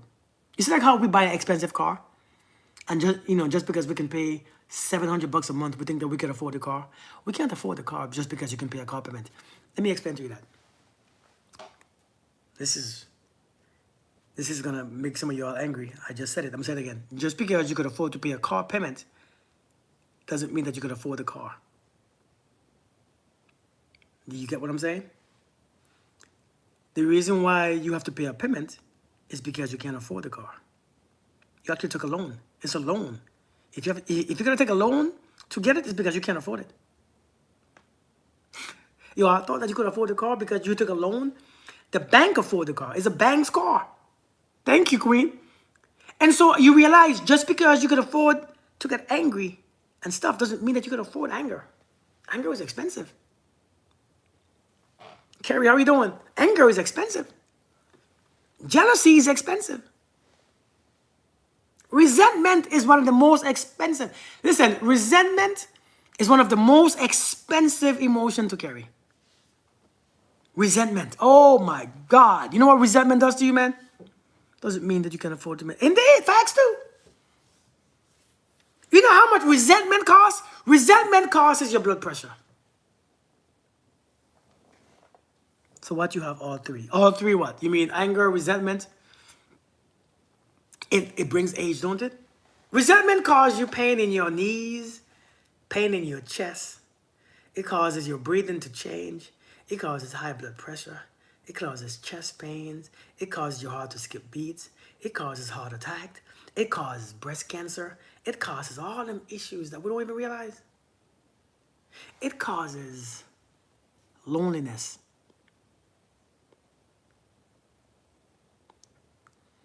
And, well, diabetes. Listen, and here we are carrying it like, oh, ta-ta-da, it's not a big deal, ta-ta-da. It's one of the most expensive emotions to carry every day of your life.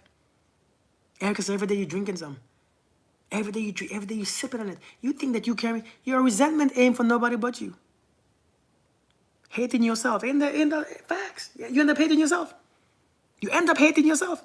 The worst self-revenge. Resentment is one of the worst things that you can do. I promise you. But here we go. Somebody pissed you off. 50 pounds. Somebody pissed you off. Somebody leave you, ghosted you, disappointed you, changed your mind. This changed their mind. Don't want you no more. And here you go carrying this thing for them. Thinking that you are justified in carrying it. Thinking that it's okay. Well, one day you didn't die while you were carrying it. Well, I was resentful. You know, I was resentful for a whole year and nothing happened to me. Something happened to you. It's like drinking alcohol one time, you won't experience it. Watching porn one time, it won't affect you. Yeah. You know, watching porn one time, smoking a cigarette one time won't affect you. Right? Eating junk food one time won't affect you. Skipping your days of exercise won't affect you that one time. But over time, one day one day, next day. Because you all don't understand the benefits of letting people be what they are. It's the antidote for resentment. You know, I was looking at something. What's the opposite of love? Do you all know? What is the opposite of love? What do you all think the opposite of love is? Yeah. It's all your fault. Indifference? It's a good one. Hate?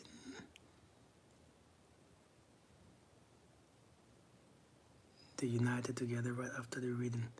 For some people, resentment is self-protective mechanism for getting hurt.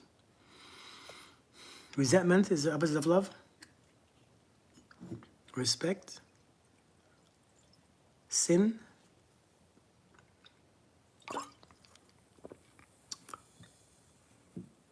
I understand that.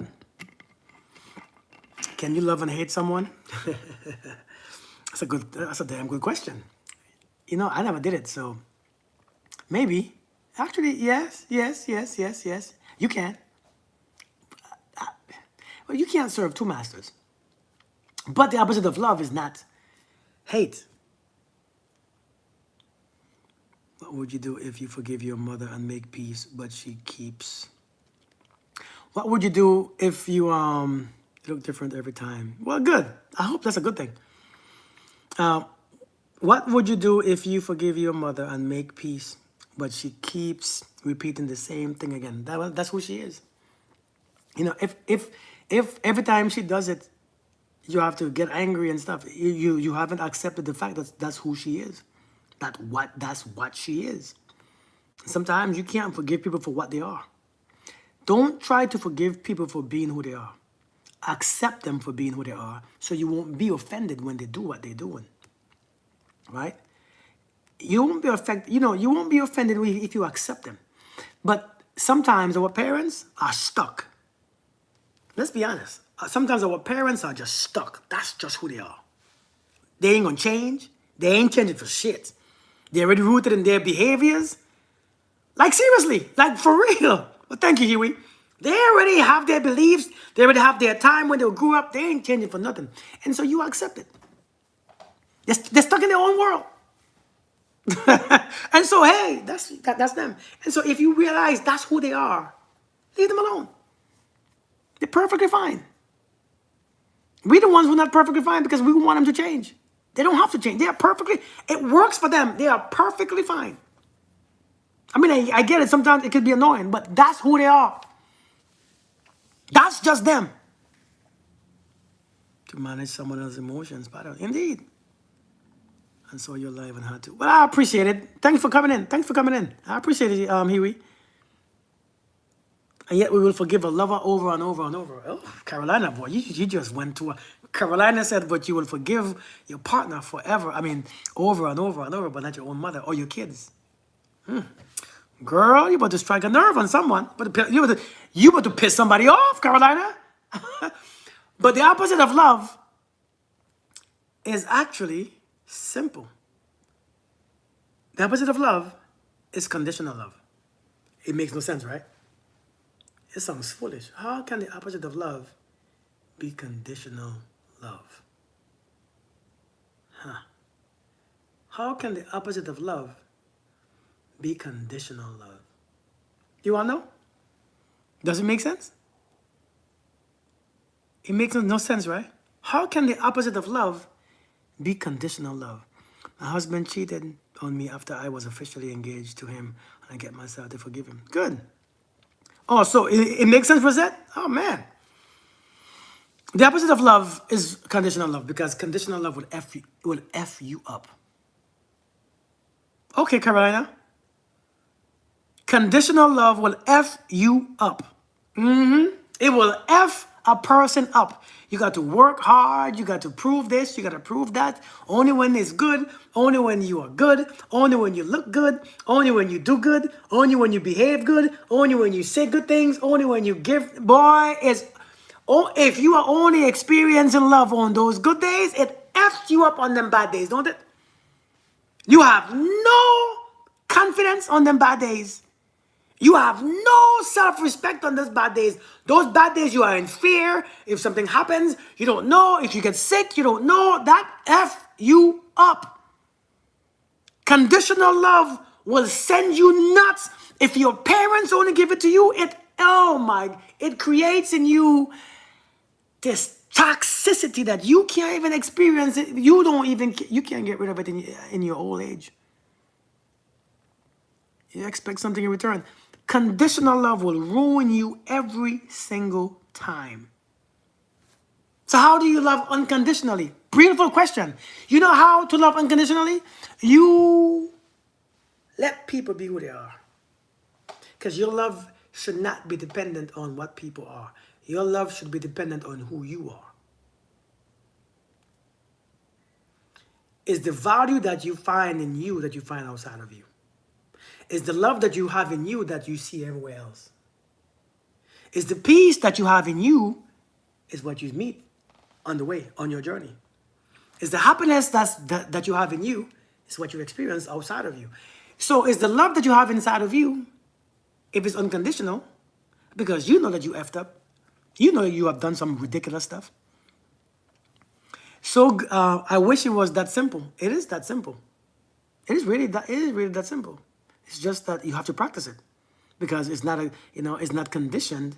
It's not what you practice right now, but that's how it is. It's not hard, right? How do you become a millionaire? If you save $100 a month for 40 years, you become one. $100 is not a lot of money for many people, but if you do it again and do it again and do it again and do it again and do it again, next thing you know, you become wealthy. Because it builds and it builds and it compounds interest and builds and builds, and it takes practice. Because if you are in one consciousness, if you are in one awareness, let me explain this, right? If you are in one awareness, anything outside of that awareness is difficult. Because that is your consciousness. That's what you do, think, feel. And so when you look outside of that awareness, everything looks impossible. Why? Because it is against your regular day programming. It just so to get to that awareness, it's not that it's hard, it's just different. It's a different reality. It's a different consciousness. I was watching a movie last night, And one thing about, no, it was in a movie. It was a commercial that I saw. The commercial was in the movie theater. And it was this guy. He was very driven. He was so driven. And he wanted to do something. And what the girl in the commercial asked him, what if you fail? He says, that is not in my awareness, it's in my consciousness. He says, failing is not in my consciousness. F me up. F'd me up. In that small 3 seconds clip, F'd me up. He says, failing is not in my consciousness. So therefore, it cannot be created in my life. Oh, shit! Because when you see failing, you just think something goes wrong. And no, sometimes it's not fail. It's just redirection. Nope, try this one. Try this one instead. Go. Nope, try this one instead. I've been thinking, what I was thinking lately? And some of you all ain't gonna like this, man. Yeah, some of you all ain't gonna like this, right? Some of you all ain't gonna like this. Because, I realize our culture, it's not an option. Our culture, what I realized, man? When you start to make something normal, everybody begins to start having it. Somebody started with this men need healing, and men this, and men cry in the dark, and men this, and men that. Now everybody, all the men now feel comfortable crying and shit. And it's just getting so, shit is getting so weird. Now I know some of y'all are going to disagree, and I get it. We started this journey. Men get hurt, and men this, and men that. So now men are comfortable coming on social media crying about shit that they can fix. Men are we have oversaturated the idea. We have gone past the balance. We're not balanced anymore. At first it was, hey, men need. But now now I have the freedom and I have the right to be. That's right, because men do need. Some men are now soft and useless and emotional and softer and sensitive and ineffective. And they don't want to work anymore because they want to solve shit. We have broken some shit that wasn't broken in the first place. When I come on social media and I see these grown-ass men crying, I get it, we cry. But now it's past that stage. Now we don't want to work. We ready to give up. We ready to listen. A couple years ago, a couple hundred years ago, you was that way. You was being put. You was done. You was useless. Yeah, you was useless. You was ineffective. We think everything needs healing. I need healing. And so now you have taken the man out of his place, and now you need healing because you're not soft enough. We're not supposed to be damn soft. Shit. Like, God damn. We're not supposed to be that soft, because now the men that you have created, the men that you have wanted to be soft and emotional and intelligent and all this shit, now it's not even attractive. Shit is annoying. It's weird. It's weird as hell. I don't get it. I don't see if this is not going anywhere.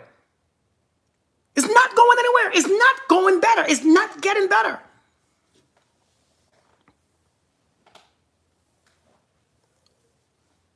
So what is broken is men is refuse to get in touch with who they are called to be. I don't know this calling thing to be. I think society is what wants to call men and call women and tell women what they're supposed to be and tell men who they're supposed to be. I think we are born with our own thing, and we should just do what we do. And if our women don't like it, move on. If the men don't like what he sees, move on, right? But I think we have gotten to a place where we have gotten too emotional. I want a man who is emotional and intelligent. I want a man that shit. And now, in this economy, that emotional and intelligent shit ain't working in this economy. Being emotional and intelligent man right now in this economy ain't gonna do it. And listen, I know you are gonna hate me for saying this, but being emotional has no value in this time, especially in this economy. Now I get it. There's a balance, right? Kim Love Jones. Who does God call him to be? I don't really participate in those. I don't know, but God, I think that's a religious thing. what God's called. Christianity is the only religion or the only group of people that thinks God called you to be something. That's a Christian thing. That's a Christianity way. And the Christian way is the old. Christianity is the youngest religion. That shit is, that don't know everything. Christianity is like a scam of itself too. That shit is a scam. But let's not get into that because I don't want to disrespect nobody's religion or beliefs. That stuff is the newest. I mean, is the newest. Lord have mercy. That stuff leave people helpless. I don't think Christianity or religion as a whole leave people helpless, waiting for somebody to come. So you waiting for somebody to come and take you away from this when you can actually get in deeper in yourself and do it. But yeah, man, we have become, Kia, you're right. We have become so helpless as men. We have become so helpless and so sensitive and so emotional and so weird, and we want people to help us and give us stuff, but we can actually go. I have this thing. As a man, I can't be broke. I can't be broke. As a man, I can't be broke. I refuse to be broke. As a man, I cannot be broke. As a man, especially with a family, I can't be broke. And I'm not just saying that because you all believe in jinxing yourself. Don't jinx yourself. No. Life, man, listen, when you are strategic, when you have plans, when you have certain things that you do, when you have this understanding how energy works, you can't be broke. You just can't. I can't be broke. I can't be useless. I think a lot of men now just don't mind being useless. I don't want to be useless. I don't want my wife to want me for no reason. I don't want it. And so I don't know how to use I don't want a woman who wants me for no reason. I can't do it. And so we have babied people. So people come on here and they're asking for stuff and they're doing stuff and oh my God, I'm so sorry. We don't allow people to experience their own accountability no more. We don't. We don't. People are not accountable no more for their lives. People can do whatever they want to do and bring all these kids here and do all these things, and you are gonna. It's okay. I understand now. We're making a bunch of weaker people, more unconscious people. Seriously, more unconscious people. A bunch of more unconscious people just keep coming and coming and coming. And why are they coming? Because we allow it. We say, it's okay, I understand. And so now the men, especially the men, this shit is, I'll be seeing, I'm like, I don't understand this. And so this started years ago when men are masculine, that toxic masculinity, that this, that. Now men are trying not to be toxic masculine, and now they just get soft and weird and act funny. I don't get it. Hey, Prince. Yeah, it's weird, man. I don't know. It's just weird. I can't get into it. I see a lot of men on TikTok just broken crying. Can you help me and my wife? Can you help me and my kids? I don't understand it. I know things happen. I know things happen. But we have to learn. We have to learn to create. Even in the famine, even when shit is scarce, we have to learn. We have to learn. We have to get a little bit more.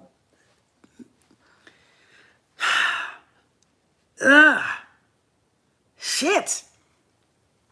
Stuff is weird.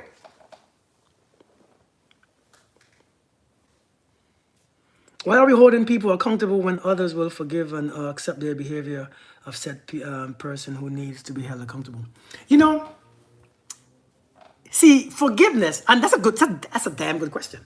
It says, why are we holding people accountable when others will forgive? And to forgive somebody is not to say, hey, I don't hold you accountable. To forgive somebody says, I ain't carrying your shit no more. You're going to figure this shit out, but I'm not mad at you. Because me being mad at you ain't working either. Me being angry at you ain't working. Me being frustrated with you ain't working. That shit ain't working. So, hey, I'll forgive you, but fix your shit. Don't come back until it's fixed. Right? Because that's true. Listen, that's forgiveness. Hey, fix your shit. Stop doing that nonsense. It ain't working. But when now we cuddle people, I see this woman, who, you know, she keep talking to this guy and this guy ain't listening. And she keep repeating herself 5, 6 times. A grown-ass man too. 5, 6, 7 times. But one day I heard her tell her child. I heard her tell her son, I already told you once. Don't let me tell you a second time. But that's not what you, huh? I don't understand. I don't understand. You tell this man 5, 6, 7 times. You told your son one time. And you saying that you don't want, hey God's kid, how you doing, girl? How you doing? But you don't want to tell your kid. So you tell your kid, your son, who's like 10 years old, you expect to tell him something once, but you want to tell a grown man something over and over and over 15 times and he didn't hear you, and yet you're still with him. But if it was your son that you would talk to twice, you get angry? I don't understand. That don't make no sense, does it? Am I tripping? Good day to you too. Good day to you too. It's good to see you. Does that make sense to you all? Or am I tripping? I don't know. I see them things. I pay attention. Am I tripping, y'all? Because I don't know. Maybe I'm tripping. Maybe I should expect more from my kid than from my spouse, right? Maybe I should expect more from my kids and my daughter or my son than I expect of my wife. Because I don't get it. Because when I tell my son something, I expect that shit to happen. When I talk to my daughters, I expect it to happen, right? And I'm not saying that when I talk to my wife, I expect, but I know you heard me. I know you hear me because I said it. And I was right there and I made sure, hey, don't forget, I said it. If a person don't do it, it's because they don't care. You see, people who don't care don't listen to you. They don't listen to you. I was talking to a lady yesterday. I was talking to one of my clients yesterday, right? I was talking to one of my clients yesterday and she met this guy and I was so happy for her. And I know we spoke before, me and her, we met about 4 times before, and it was about different guys. And every guy, oh, nope, don't continue. Nope, cut the one off. Nope, be done. Nope, not him either. And so yesterday when she called me and we spoke, that's the one. She's like, what do you mean? I said, yeah, him. Yeah. She said, I'm so surprised to hear you say yes. I said, why? She said, because you always said no. Every guy I have brought to you, you said no. I said, yeah, because I know men. I said, send me a picture of his eyes. Then she sent me a picture of him, his face showing his eyes. I said, yeah, I'm right. He's the one. His eyes say his honesty. His eyes say his trust. His eyes, his energy says he's a good guy. His energy, he's not a perfect guy, but his energy says that he will do the right thing. His energy, his eyes alone says it. I said, that's the one. She said, you know what? He has brought up so many times things that we did back in the days that I don't remember. I said, because he was present.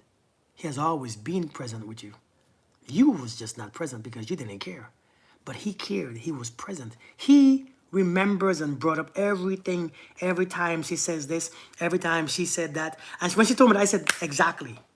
I said, a man who was present, a man who was with you presently, when he is with you, he is present. He cares about your thoughts, your feelings, your emotions, what we do. That man is a man who's going to always listen to you.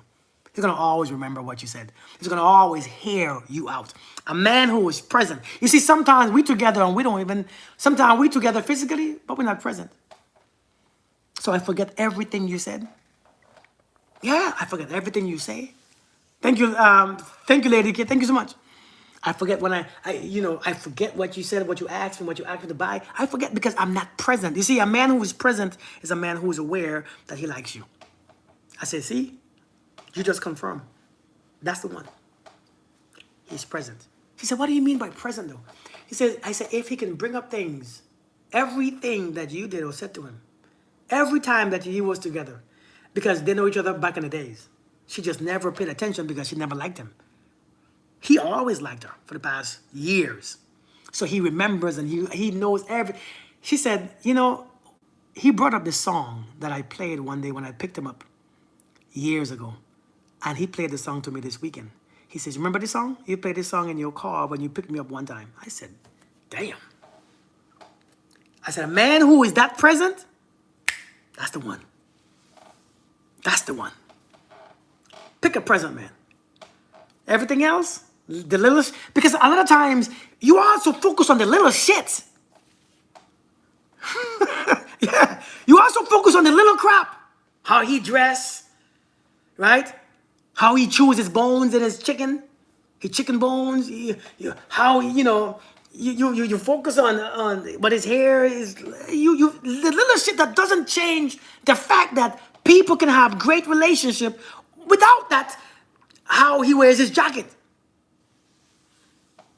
Does he have a brother? But I'm serious. Like we pay so much attention to the little shit that makes no difference in how much a person loves you, or how well will they love you, or how far would they go for you. The little shit but that's the thing that gets you every single time.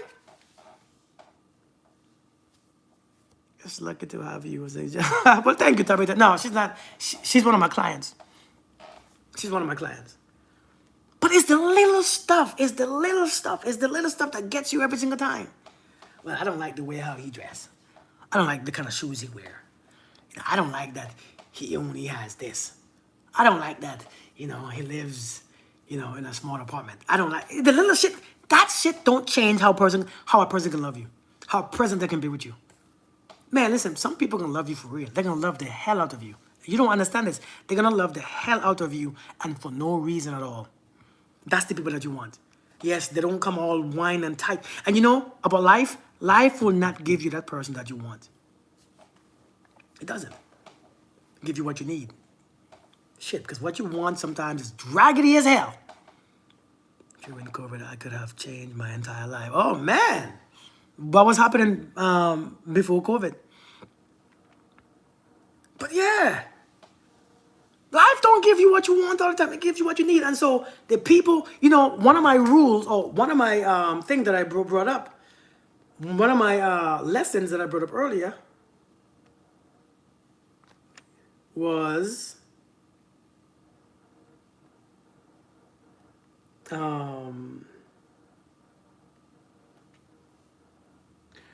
you will not always get what or who you want. And that's okay. You will not always get what you or who you want. But sometimes you get exactly what you need. Man, I'm telling you, you will get exactly what you need. Because what you need will show up looking different. Sometimes what and who you need show up disguised. It shows up looking a little rough around the edges. Sometimes it shows up looking, but you all are so focused on appearance. I think the best people come with the best appearance. And I think you all, even though you all have seen that that's not true over and over and over, you still don't change the idea. Everybody, every one of you, man, every one of you, your husband is the best thing that happened to me. I'm always happy. Good. I'm glad. Even though, hello, friends, how you doing? Even though you all have seen with your own eyes that the best people are not always, the best gifts are not always wrapped the best. Even though you have seen it, you can't break past it. But if he's not my type, then what do you want me to do? Change your type. I'm telling you, Shaw Smith, for real. He said, mine showed up Middle Eastern. Well, what if I don't have any, let me tell you something, man. And I had to tell her the same thing. I said, listen, one thing about your type that you don't realize, how did your type happen? Understand.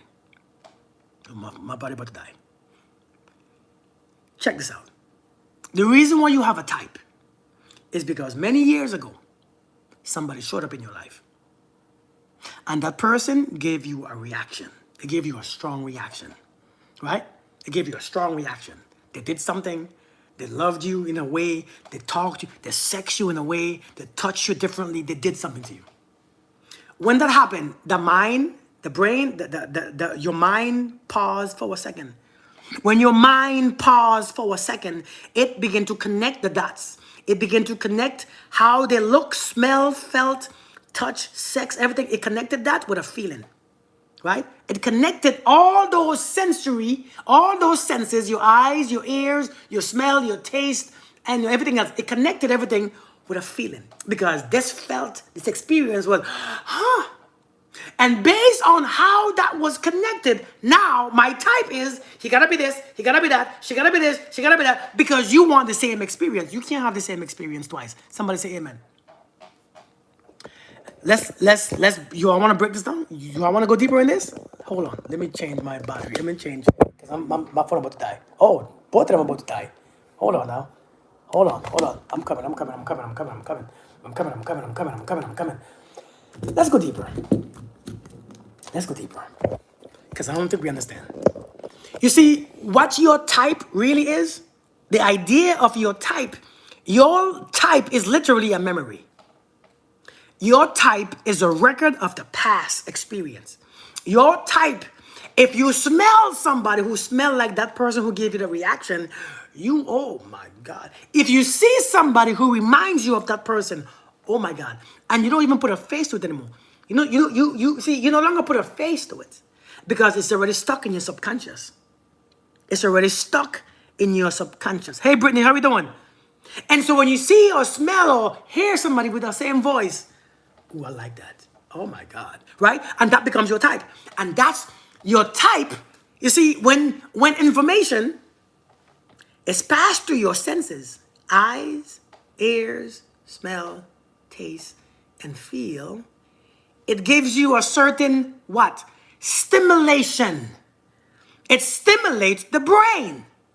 Since the brain is now stimulated, the brain releases chemicals. You call it chemistry. So when you have the chemistry, that's the one. That's the one because it is created from a memory in your brain that tells you this is familiar. You don't even realize that. You have no idea what that is. And so when you feel the chemistry, you think it's a sign to go. It is not. It's not a sign to continue. It means it's a memory that you have wired together. Nobody was born with a type. Nobody was born anything. It's over years. It's like trauma. Something happened to you when you was a kid, when you was young, and the mind freezes and it connects the experience with your reaction, right? Thank you for the gift. Thank you so much. When it wires those two together, if you see somebody or something that reminds you of your trauma, what do? Right? If you smell something that reminds you of that trauma, if you hear something that reminds you of your trauma, so your type is your trauma because it never works. You are stuck in a trauma cycle and you call it a type. Listen, you all don't understand me, man. You all don't want to hear me. Because it never benefits. It might feel good in the first day, first week, second week, third week. Chemistry is built. Thank you so much, Lady Kid. Thank you so much. Thank you so much. But then after that, it dies down and you back to hurt again. And no one could hurt you as much as your type. You know why? Because with your type, you expect more from. With your type, you have more feelings. You have more thoughts. You are there. Man, with your type, you think more. And so no one could do as much damage as your type can. Your type is not what you think it is. Your type is something that you wire together strongly and for so long that it's now only what you want. And so, but he's not my type. He's good to me. He's not my type. Make it your type then. Is deja vu the same thing? No, I said it different. Thank you, Guam. Thank you so much. Your type knows they are not your type. I'm telling you, so just because you have a type, some of you waiting for your type. Go ahead, keep waiting. Keep waiting for your trauma response. Thank you, Chastity. Keep waiting for your trauma response. You have to make it your type because it makes sense. Stop with people who respect you and enjoy you, appreciate you. Exactly. Never thought your type can. I'm telling you, your type is a bit about familiar. It's about the mind.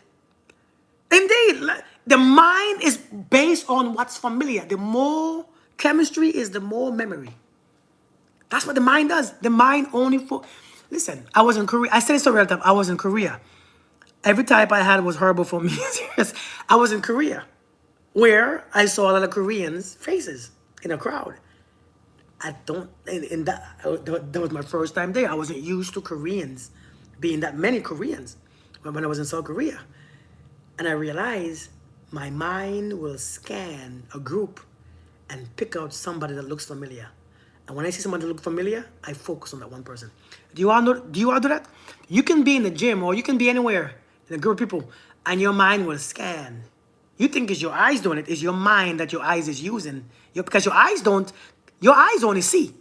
You will look for people, and when you find that person that looks familiar, that reminds you, that give you that's the one that you focus on. You forget everybody else.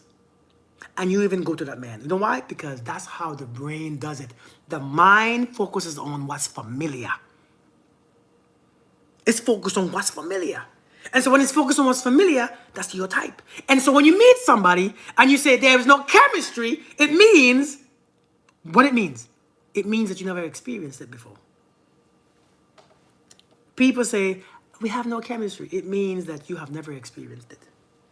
The mind has nothing to give.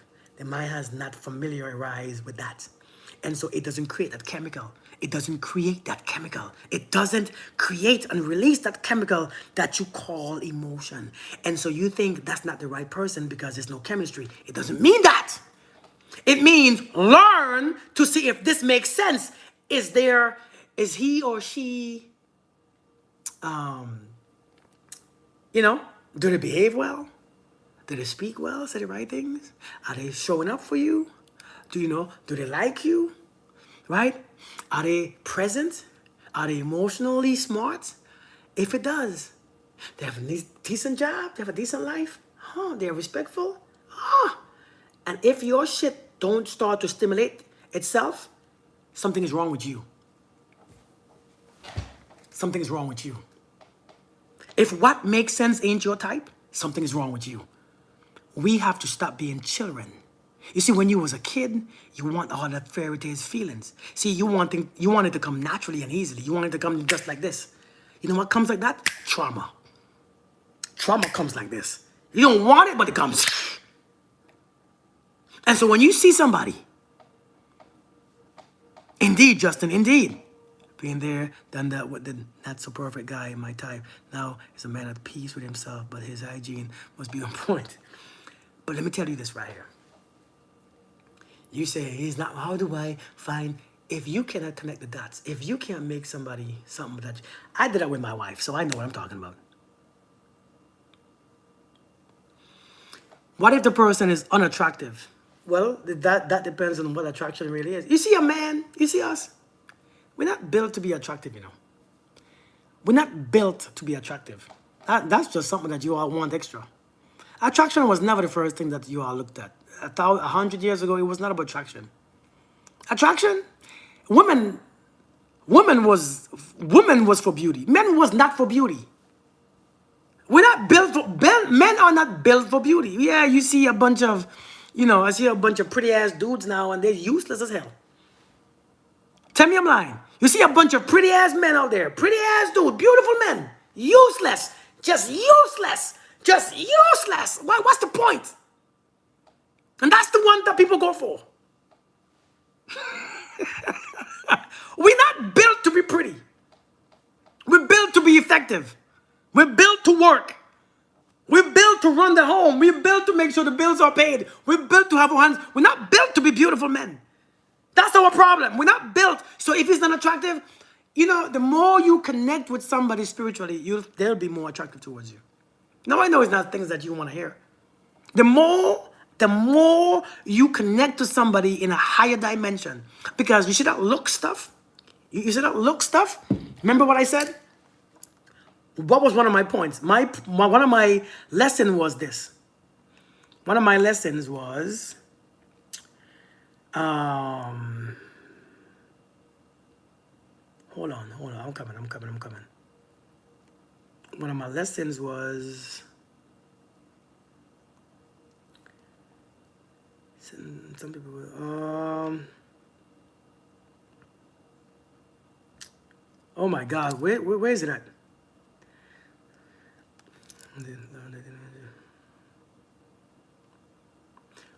Yes, it's right here.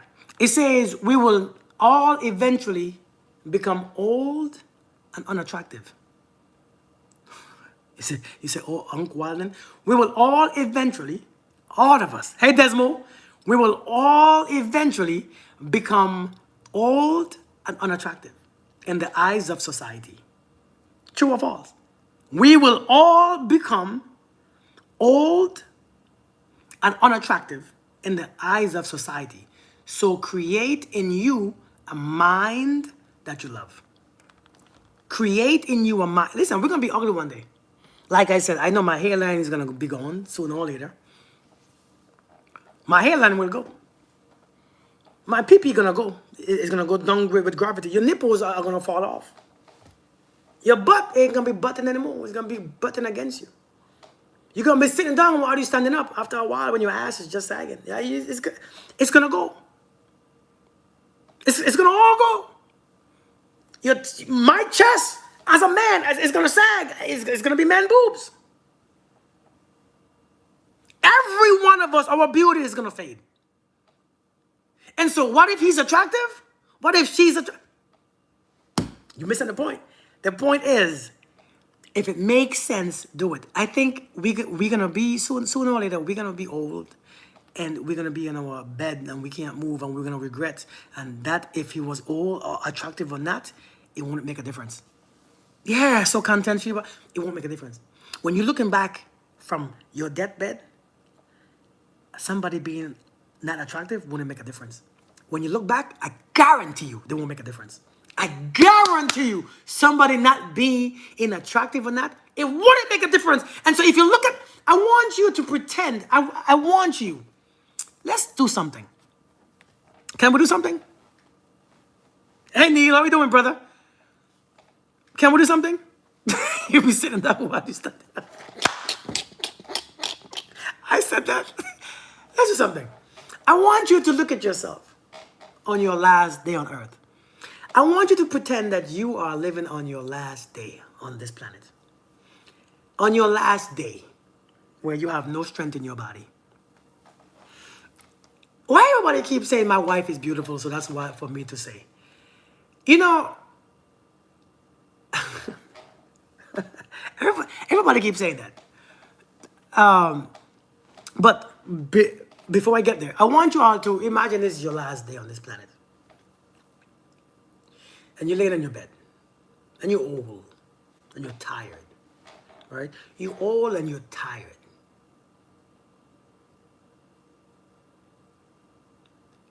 Can you imagine the things that you will regret? The people that you will regret not giving a chance?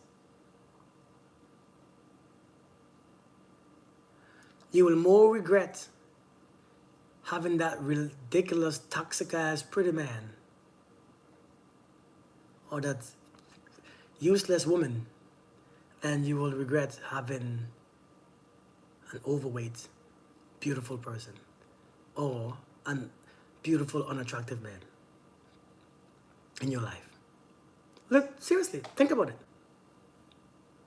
Think about you dying alone and you had the opportunity to be with somebody who loves you, but they wasn't as beautiful at the age of 90, where it ain't like you were using your body anyways to do anything.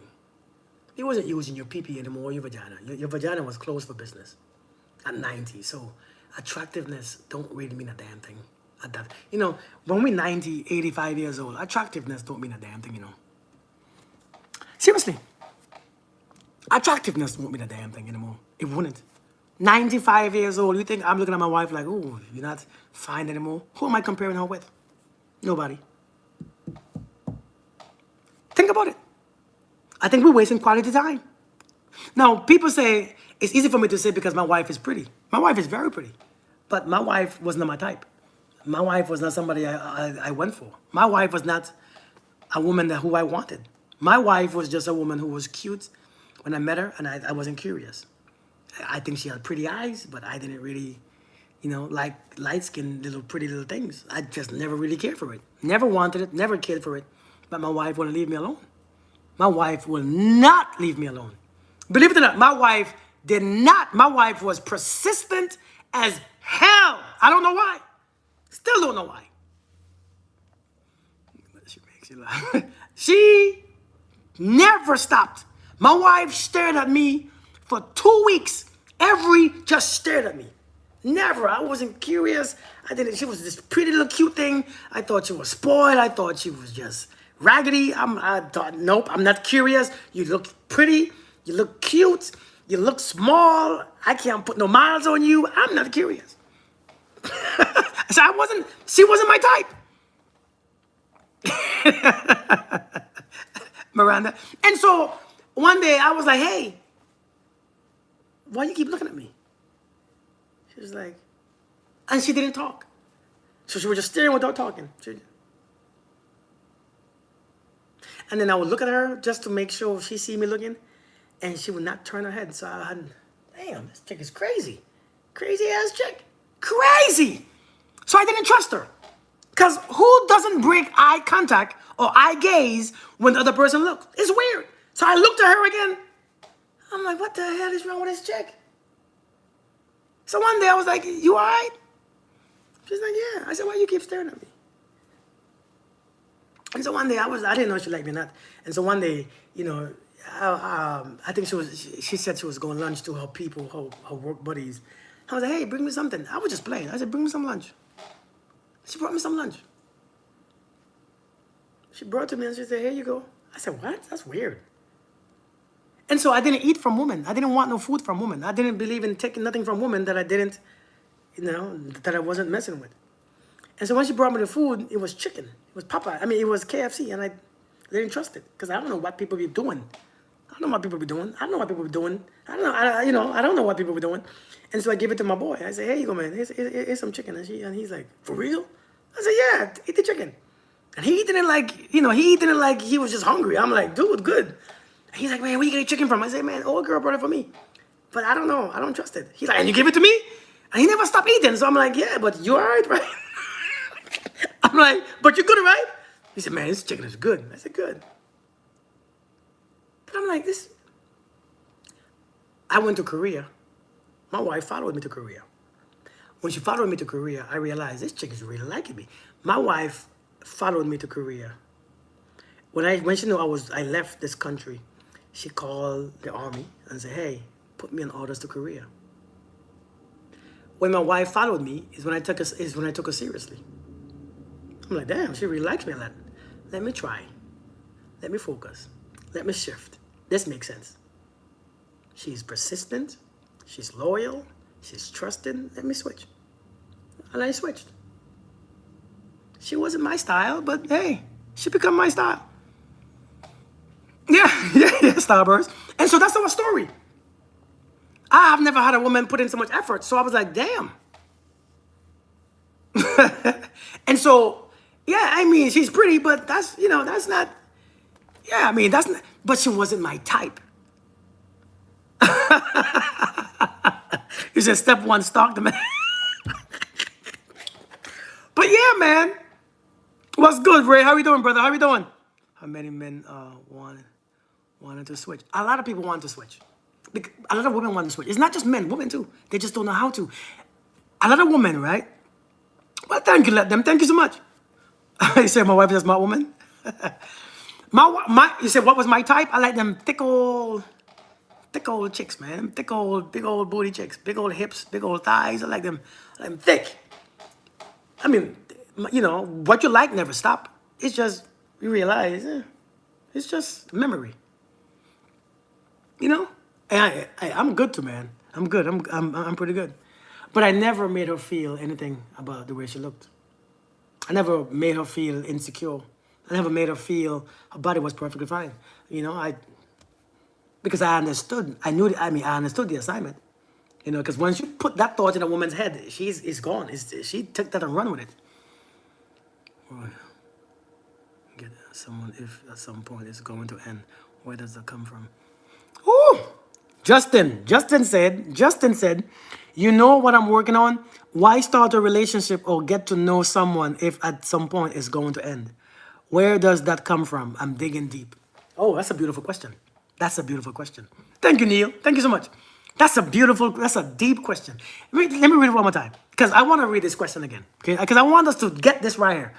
He says, well, you know what I'm working on? Because that's not just you, Justin. That's a lot of people who's working on this right here. That's a lot of people's concept. He says, why start a relationship or get to know someone if at some point it's going to end? Where does that come from? Hey, Grace, it comes from fear. It comes from you not knowing how to appreciate each moment. It comes from you think there's an end. You see, many people, this is a religious thing that they were taught. This is what we were taught, especially in religion, especially in Christianity, right? The end, death. Everybody's afraid of death. They don't know what comes after, right? And since you don't know what comes after, you can't appreciate your life. You worry about where you're going, what's next. When a relationship ends, you think something is wrong. You think it's the end.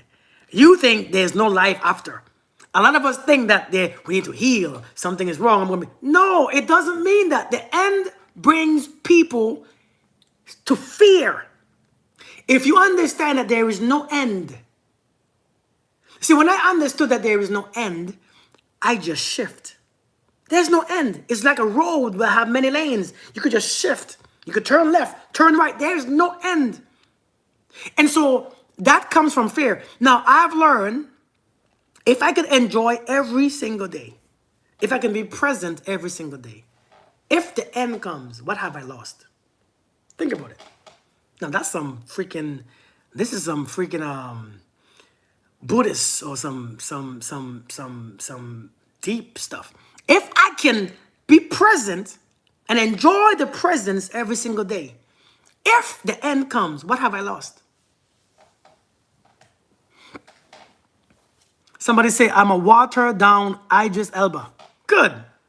Since you put that, I think that that's how you saw me. So I appreciate it. I'm glad I could be compared to him. He's a good looking guy. So thank you. Yeah. So everybody's afraid of the end. Everybody is scared. You haven't lost anything. But you have to learn to be present. You see, in every relationship, you have to be present. If you are present, you learn to enjoy. Right, Queen? They call me a watered down, like a Timu version. But if I had like them easy triggered feelings, I wouldn't feel bad. We have to learn. You haven't lost anything. Because even when it ends, tomorrow is a new day to start again. Yeah, divine. Yeah, like for real. Tomorrow is still a new day. So we can't just be afraid that, well, since relationship is going to end, let's not start. You're going to end, but you start. I'm from St. Vincent. Can you believe that they're calling me the monk now? Neil, hey. Yeah, it's like seriously, if you be present, you realize there's no end. The second thing is this. How long, let me ask you the question, right? What's your opinion? How long does trauma last? How long does trauma last? Emily, right? There's something else. How long does trauma last? Does anybody know? How long does trauma last? You got class, not just as. I said that because the person calls you. Yeah, no, totally, yeah, no. Water down. Just rude. Until you work in it. No, I haven't, Trisha. I haven't. As long as you want to. As long as you want to. As long as you let it, right? They're one of my favorite humans I've never met. Thank you, Blue Sea. Thank you. However long the person chooses to, there's no expiration date. It depends on the kind of trauma. As long as it left. Right. So trauma has no end date. You can't tell it how long it lasts. A lifetime. For years. Until we allow it to. Yeah.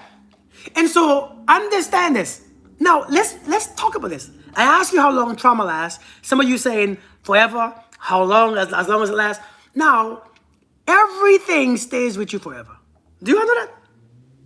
Everything. Every experience stays with you forever. Nothing dies.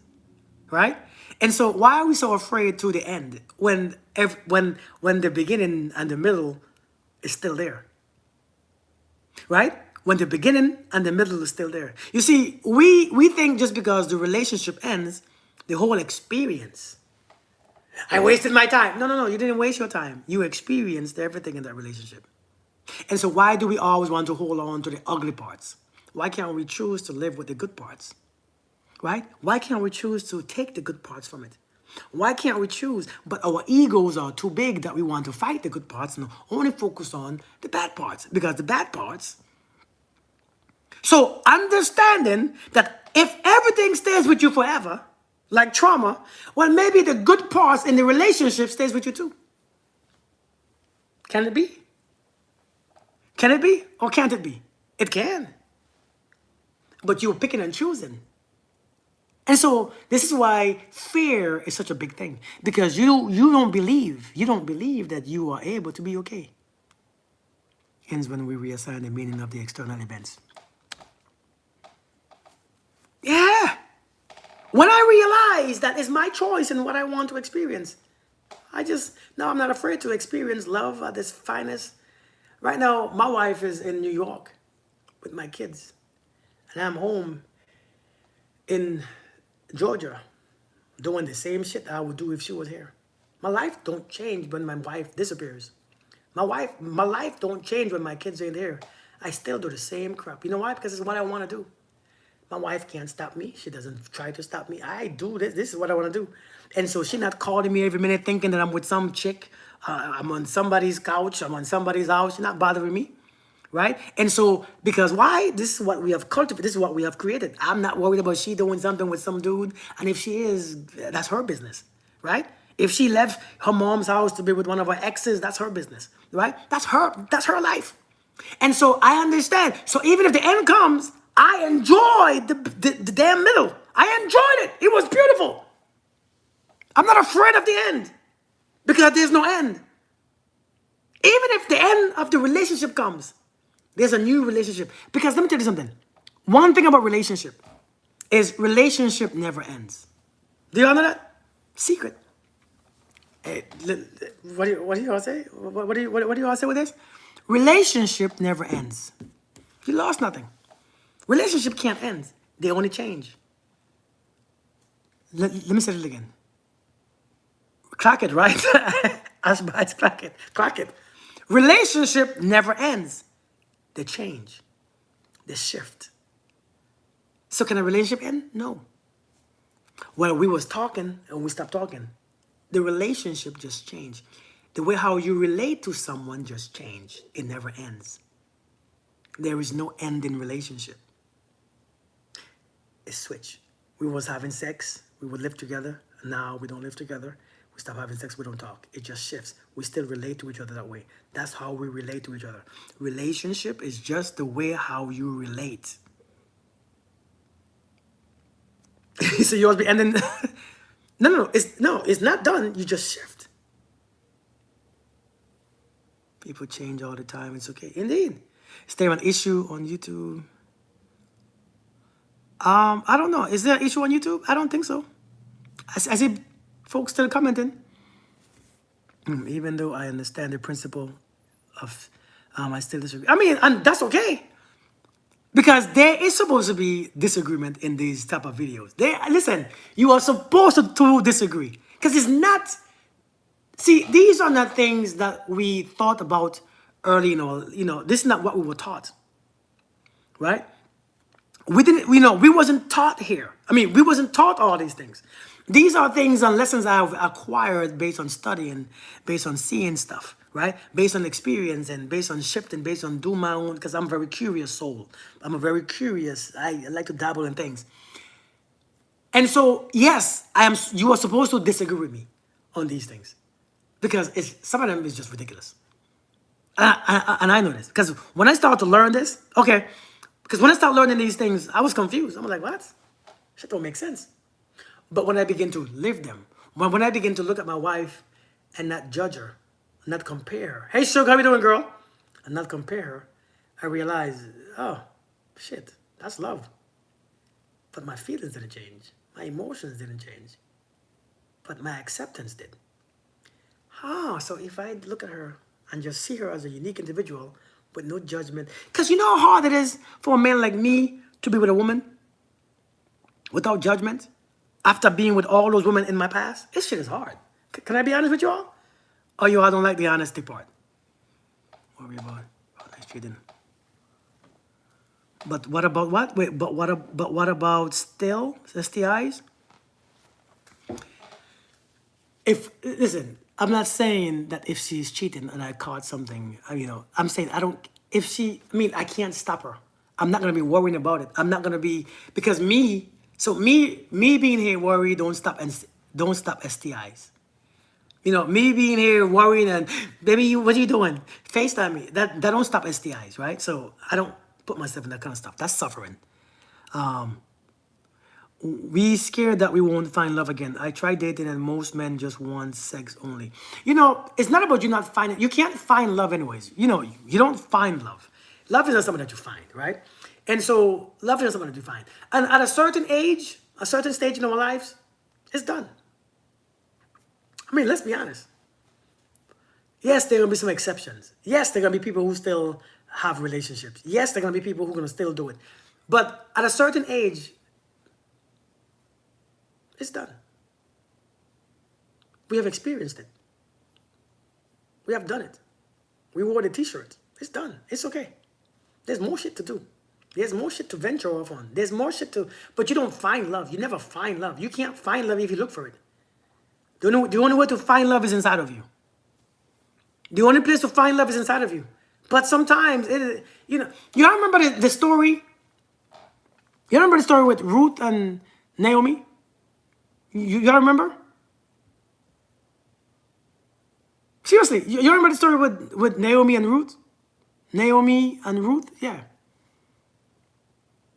Naomi told Ruth.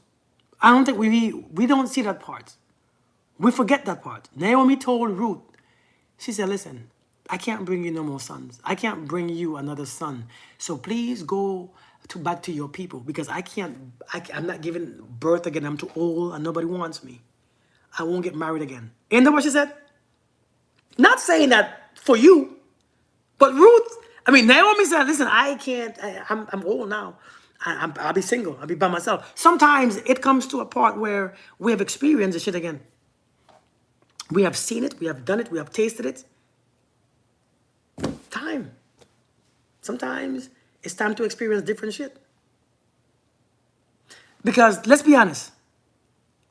Yes, Ruth was found, but not Naomi. I say Naomi said that she was too old and she can't give her another son to marry because she's done and no one else is gonna want her. That's what Naomi said about herself. Because at a certain point, that shit is done. At a certain point, now I'm not saying that you can't find nobody. I'm not saying, that's not what I'm saying. Right. So I'm not saying that you can't find, and you're too old. That's not what I'm saying. I'm saying that most of us don't really look for relationships. We look for issues. We look for too much shit. We look for small little picking. We can't, because the people that want us, we don't want them. The people who want us, we don't want them. And the ones that we want don't want us. And so what do we do? Well, you still don't realize that, I still have options. But nobody wants who wants them. And that's the problem. That's a big problem. It's very problematic. And so oh my God, I can't. Let me, one rule that I realized, something that I realized, what I realized, when it comes to relationship, we have the choice to love someone. And when we love someone, what we don't realize is that they have the choice to not love us.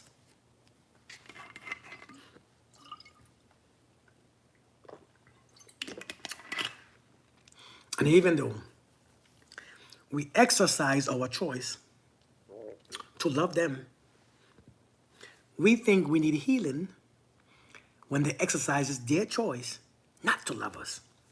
Somebody give me an amen. Golden Melon, how you doing? Somebody give me an amen. Because, we have the choice to exercise our love for people. But on the other hand, we don't want to grant people the choice to exercise their love when it's not for us. We think, I need healing. You're wrong. You shouldn't. But why? I don't understand. How come? You're wrong. No! If we have a choice to love who we love, they should have a choice to not love you either. They should have the right. And when you understand that, when you understand that, when you understand that, you learn. This is why to love who loves you is a power. A louder amen. Thank you, Blamafora. To love who loves you is a skill that we don't have. Because we think love, the person that brings love. You know what we do? Have you ever seen a person that you wanted? Have you seen a person that I want this person?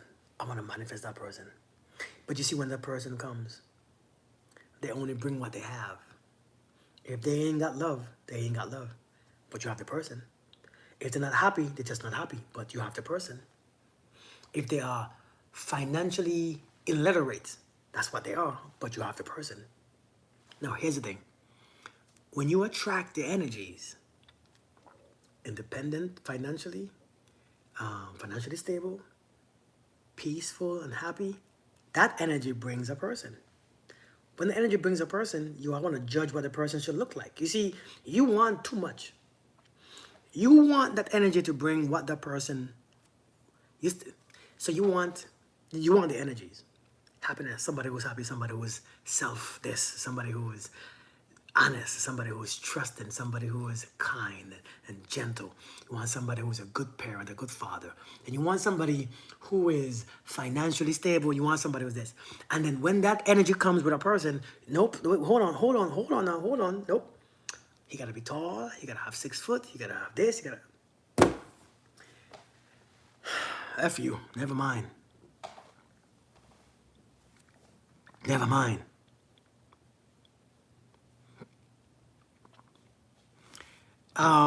You all right, Stella? You all right? Because nobody arguing with you about the Bible has some good teachings, but not all is true.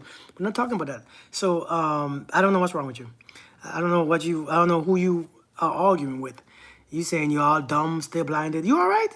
I think you all crazy.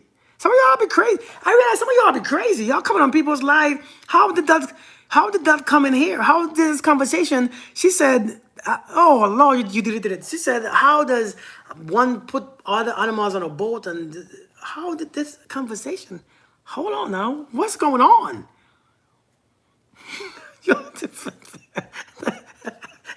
Thank you, Shaw. Y'all crazy. Y'all crazy, man. Some of y'all crazy now. Lord, have mercy. Can't stay on topic.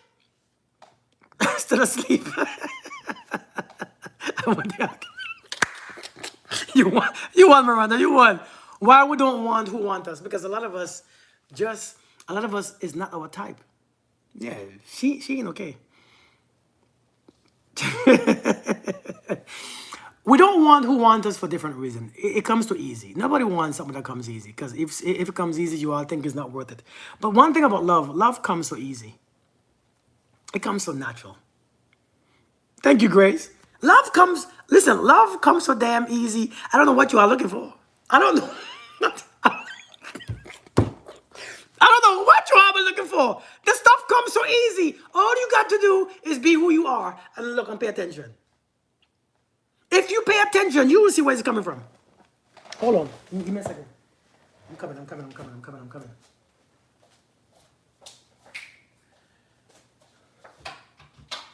If you pay attention, you will see exactly which direction it's coming from. Let me tell you, man. Let me tell you how we know where love is coming from. Let me tell you how we know where love is coming from. When a person loves you, it's like no science. It's not because it's the energy that the person vibrates in. And it's not that they are this special person. It's just the energy that they are vibrating in. You see, when people are being vibrated in love, what happens is that vibration of love, it creates a space where they're not judging you, because to have judgment and love is two different things. Is an oxymoron. Thank you for the heart me. To judge and to have love at the same time is an oxymoron. You see like how we don't judge your kids, no matter how bad they are? You know what I'm talking about? You see, like your kids are bad and they're not cute, but you think that they're the most prettiest babies and the most handsomest. Because some of you, some kids are, every kid ain't pretty. But to you, your kid is the most beautiful little creature you have ever seen. You can't choose your followers? I'm not choosing my followers. I'm talking about the conversation. But seriously, so then you have to understand that when there is judgment, love is not really there, because judgment and love don't go together. Matter of fact, if you read Corinthians chapter 13, you will realize that there's no judgment there. But that's what we do most. You see what I'm saying? That's what we do most. We do it so strong. Hey, stars align. Please tell her again. But we use judgment so much on a regular basis, and we can't get what we are. We just can't. It's just not coming, because everything that comes to us, we have to use judgment, and they can't, and they can't. If we learn to accept people for the way they are, man, love is gonna be. And so when a person loves you, when a person has that vibration of love, that person creates a space, because their love, they creates a space where you can feel comfortable being you. They are so comfortable being you. I mean them. They are so comfortable just being them. Just they could just sit there. You ain't saying shit. Nobody having conversation. They just. But you can't leave, because the space that is created in the vibration, that thing is like, man, this feels so good. And so then when you speak, your words sound different. When you think, your mind is clearer. Listen, it sounds really weird, but I'm serious. When you talk, like, I like my voice. And when you are in an environment of love, you end up loving yourself more, because it's not love of the external, it's the love on the internal that you experience. And so when somebody loves you, you end up loving yourself more.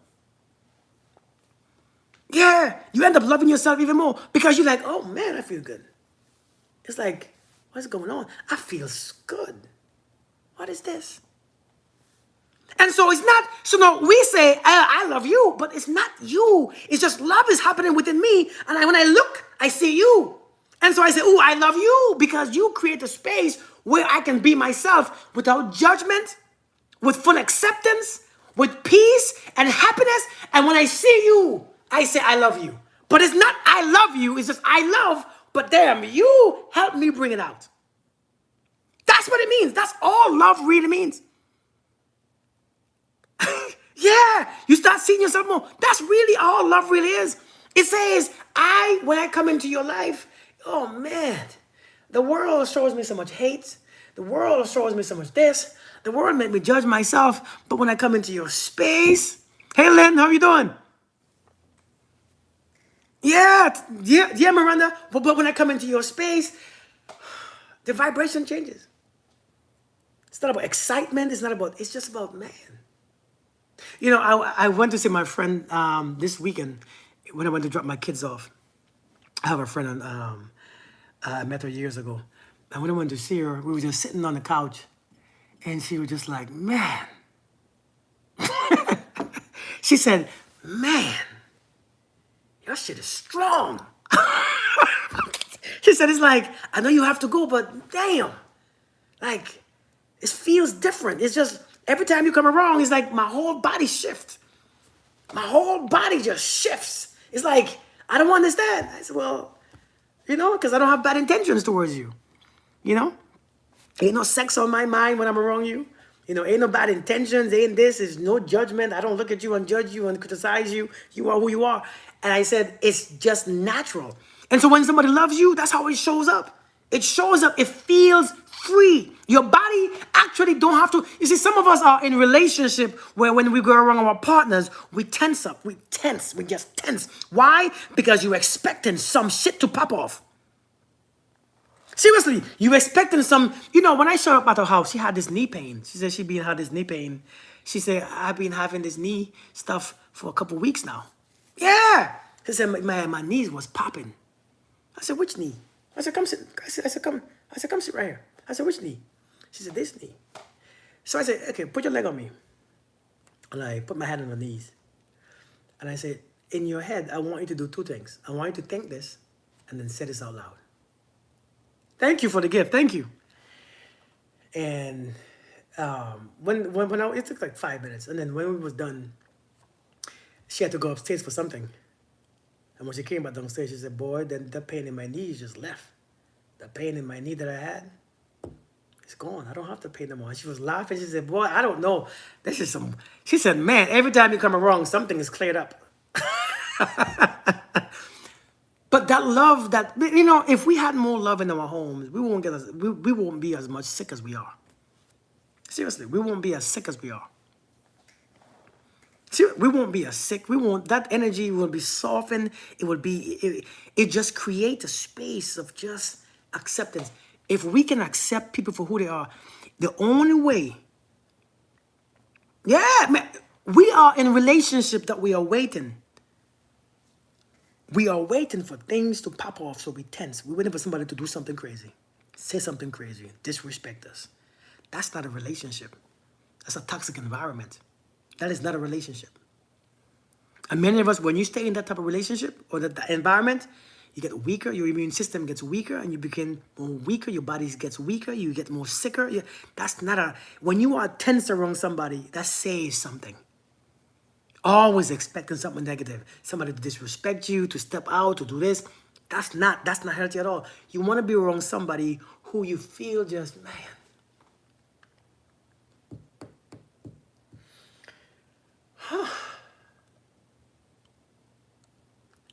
That's the vibration. That's the difference. Protect your energy. Indeed, indeed, indeed. Yeah, and so we have to learn, man. We have to learn. If you are in that relationship that you tense and that's gonna show up with pains and all this discomfort in your body, it's time to leave. Because the longer you stay in a toxic environment, is the more you are intoxicating yourself. Your organs begin to take that energy.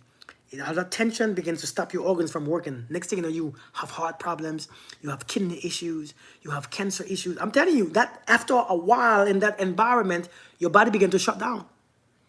And instead of you leaving what you don't understand why it's causing it.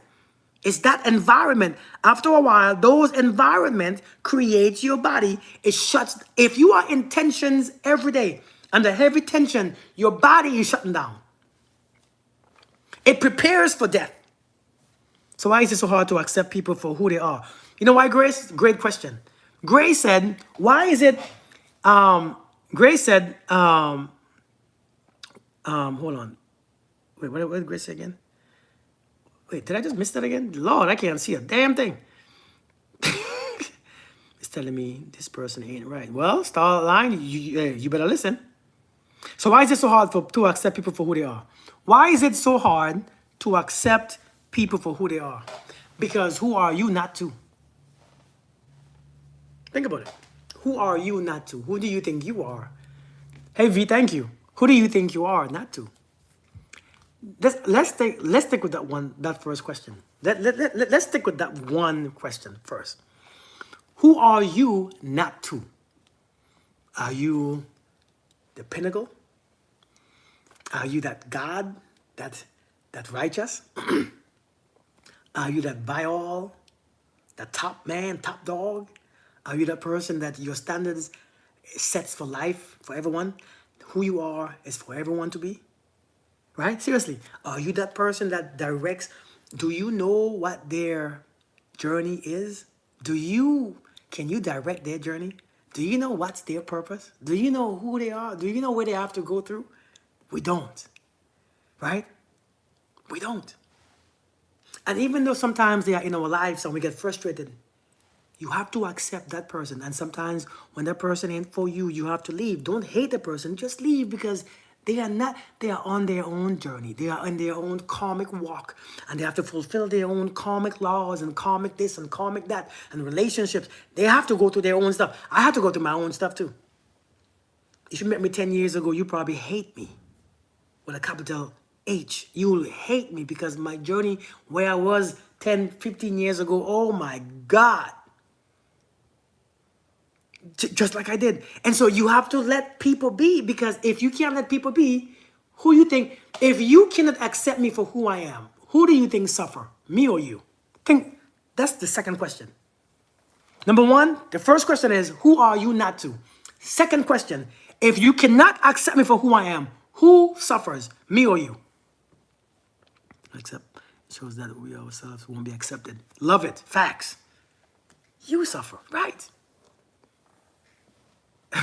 You suffer because every time you see me, every time I come in your space, you're the one who tense up. You're the one who's angry. You're the one who is this. You're the one who's reacting. So it makes you suffer. But if I accept you for who you are, when you come around me, my body is relaxed. Thank you, Carrie. My mind is relaxed. I'm not resisting. I'm not human about you because I let you be. And then I don't attract more of you. Because if I resist you, I attract you even more. I attract you deeper. And so what I do, I just accept you because you have your own shit to deal with. I don't have to deal with it. You have to deal with it. Exactly, right? Exactly, Queen. And so why must we accept people for who they are? Because if they had no part here on this planet, I don't think the Creator would bring them here. It's not for me to accept them. It's for God. That's not my business. That's doing God's business. Missing out on an amazing person who holds more value than what you thought. Indeed, indeed, indeed. And the third thing, you don't want to realize? The third thing is this right here. Everyone that you meet, think the same as the collective of society, and society thinks such of you. Everyone that you meet shows you where you came from. That's God's lady, right? Better than before. Everyone, have you ever met? Listen, if you keep meeting the same person over and over, and they still piss you off, thank you, Femi 9 rebirth frequencies. Thank you so much. Have you met somebody, the same person that pissed you off every single time? Thank you, controller. Thank you guys for the gift. That you meet them, and every time you meet them, they piss you off. It's because you haven't grown. You haven't grown. If you haven't grown, you meet the same person over and over and over and over. So when you don't accept remember, everybody teaches where we come from. If you go back home and the same people give the same reaction, where the hell have you been? Where have you grown at? You haven't grown. You haven't passed the test. You haven't changed a damn. How you don't use the 9701? You haven't changed. You haven't done anything. That means you be in the same place for 20 years. Thank you, Fee. Thank you so much. You're in the same place. And so when you meet certain people, people should show you how far you have come. So now when I see you again, I'm like, you all right? All right. Good to see you. High five. High five. Bam. See, last year, I would have felt, I can't stand him. I can't stand her. Oh, you get on my nerve. This year, I'm like, hey, it's good to see you. Bam, high five. People shows you, people is your post. This is my beginning stage.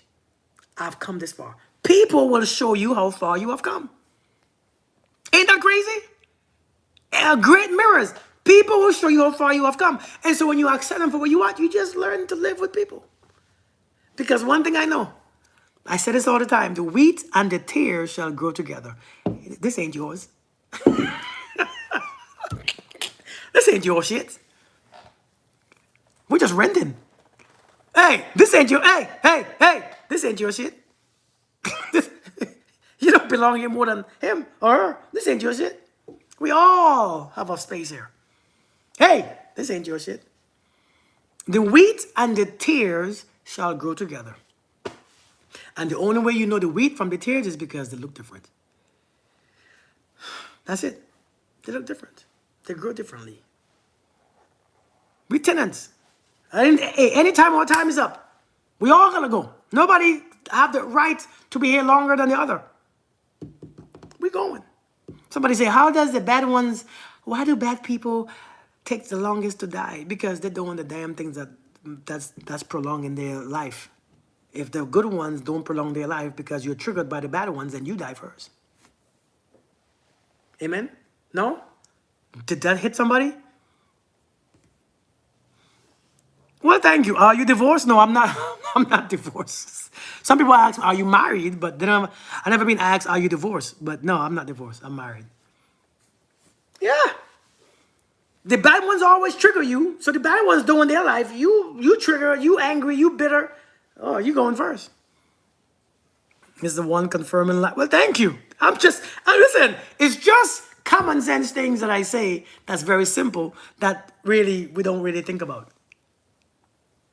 We want to, it's easier for me to blame someone for my dysfunction than to look at my dysfunction and say, no matter where I got it from, let me fix it. Right? It's easier for me to blame you for my dysfunctional ways, my dysfunctional emotions, my carrying emotions that no longer serve me. Because why am I carrying something that no longer serves me? Why am I carrying these raggedy ass emotions that don't serve me right?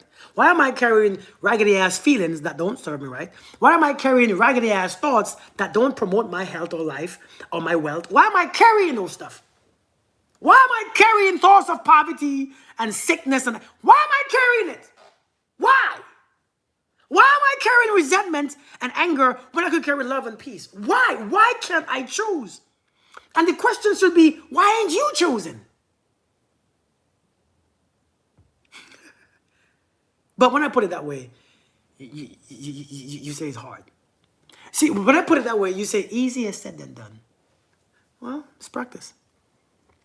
For nothing. Why am I carrying that for? It benefits me nothing.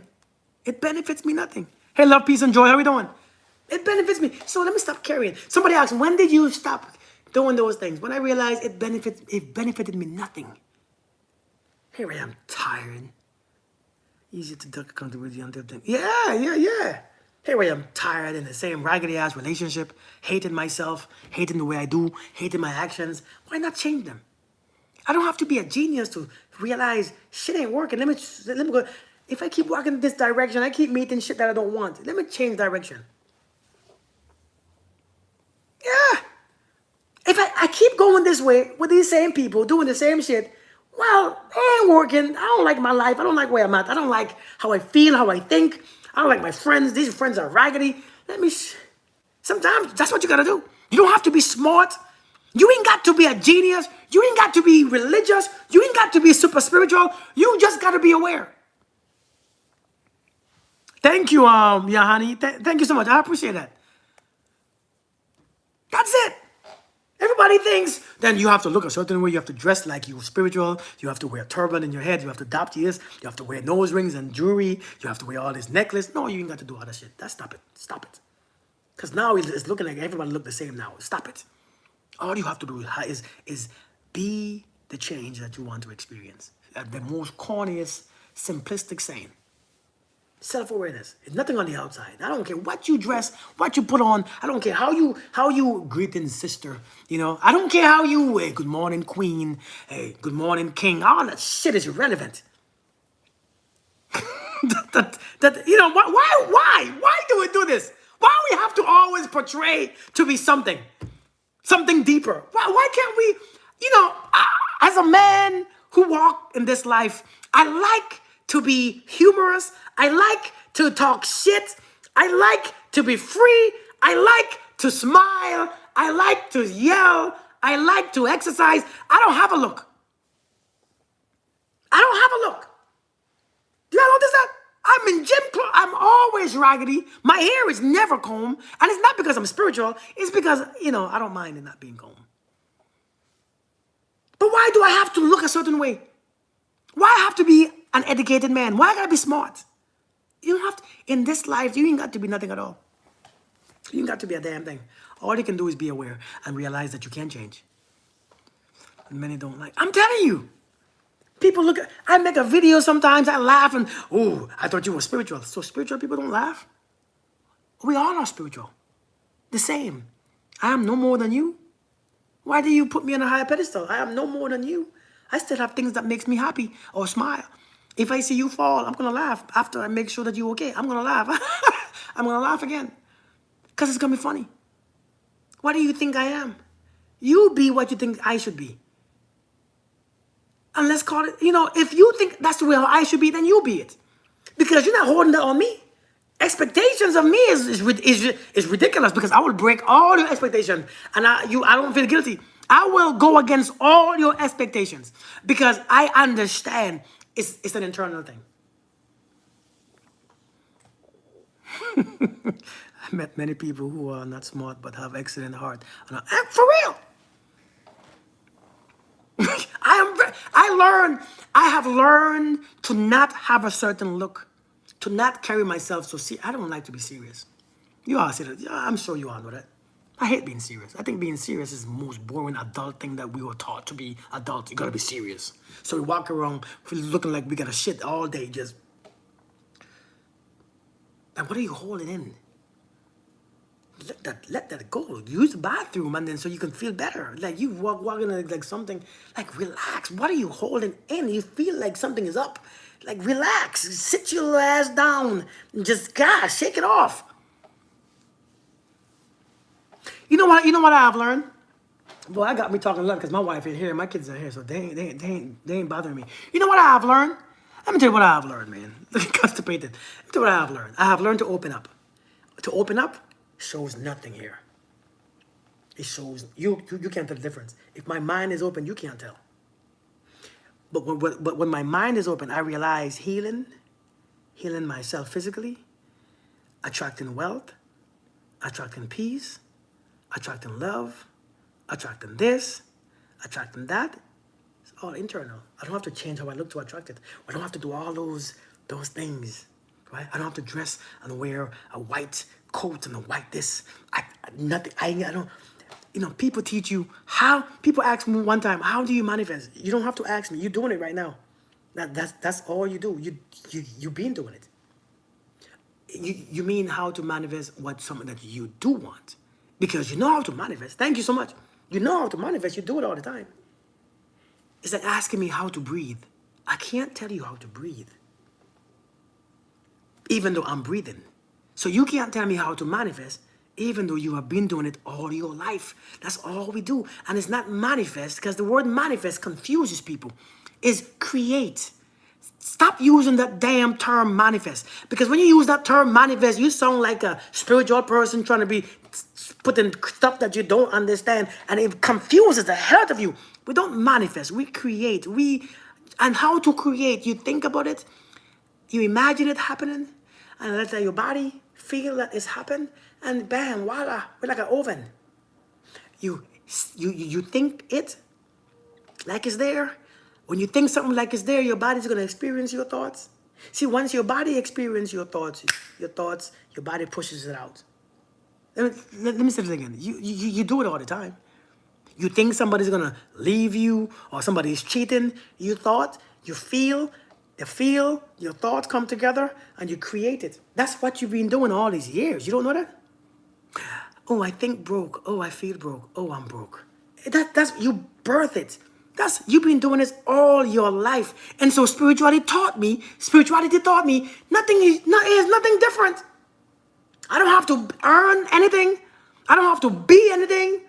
I don't have to try to do anything. I can just open my mind. I ain't got to do all this stuff that people be saying. People, you buying programs and programs just to learn the birth that you was given. Every one of us was given this. Every one of us was given this because it's all natural. If you think I'm poor and you think I can't afford, and then you feel, every time you think you broke, you notice that a feeling comes, oh, I feel broke. When the feeling comes, it creates a reality because now your mind and your body is in alignment. When you put your mind and your body in alignment, when you put your mind and your body in alignment, it creates something that's called a feeling. Say it with me. Feeling. Come on, say it with me. Come on, say it with me. Feeling. It creates a feeling. Come on, y'all say it with me, man. Y'all not fun. It creates a feeling. When your thoughts, thank you. When your thoughts and your body comes in alignment, it creates a feeling. And the feeling goes out. When the feeling goes out, it brings back something that's equivalent. No, Lord have mercy. Oh, Lord, what's the word again? It's equal to that feeling. And when it brings back something, that's your birth. That's what you get. That's what you get. Equivalent. Yes, thank you. Thank you. Equivalent. That's it.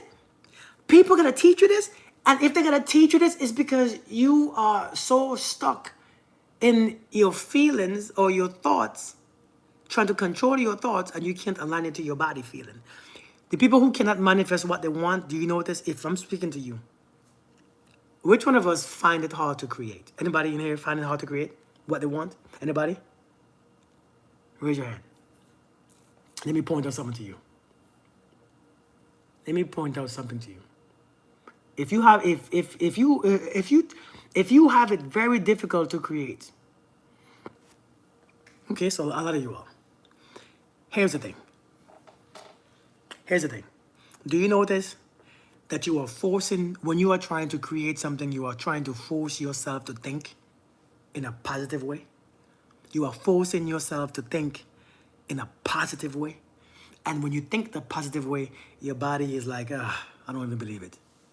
That shit don't make sense. Your body is like, F you. And so the feeling is like, who you lying to? Does that make sense? You are forcing yourself to think because you don't know how to do it properly, right? And then when you think, the body is like, shit, I don't feel the same as my mind. I don't feel the same as where the thought is going, right? I don't feel the same as my thought. I feel completely separated from my thought. No. And so you can't bring them into alignment. And so therefore you don't get what you want. Yeah, it's hard. It's one of the most difficult things. And so you're frustrated. And so what you want. But I meditate, but you don't bring them under alignment. I don't care how hard you work. You can't bring them together. It doesn't matter. But I work so hard. It doesn't matter how hard you work. If you cannot bring those two under alignment. Hey, beauty, how you doing? This world, if you consume yourself when it's gonna cause you to be negative, and it's not good. Some people have to disconnect from social media. Yeah, that is true. Thank you, beauty. We have to bring them to under alignment. You see, when husband submit to your wife, husband love your wife, wife submit to your husband. The body and the mind must submit to each other. The body is a husband.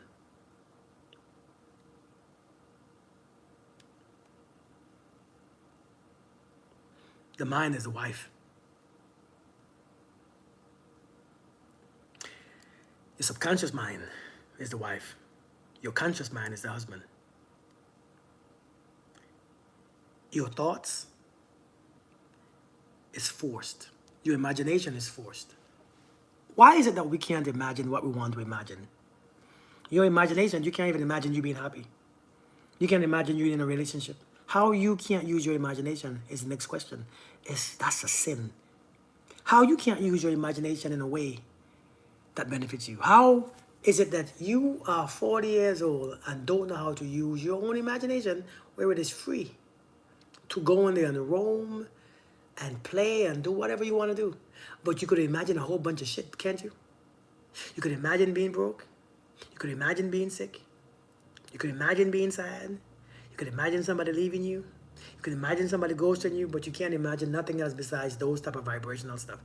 That's a sin. Your shit only work one. Your shit is only working one side. It's on the left side. Why is your stuff only working on one side? Why can't you imagine what you want? Why can't you? Something is broken. Something is broken.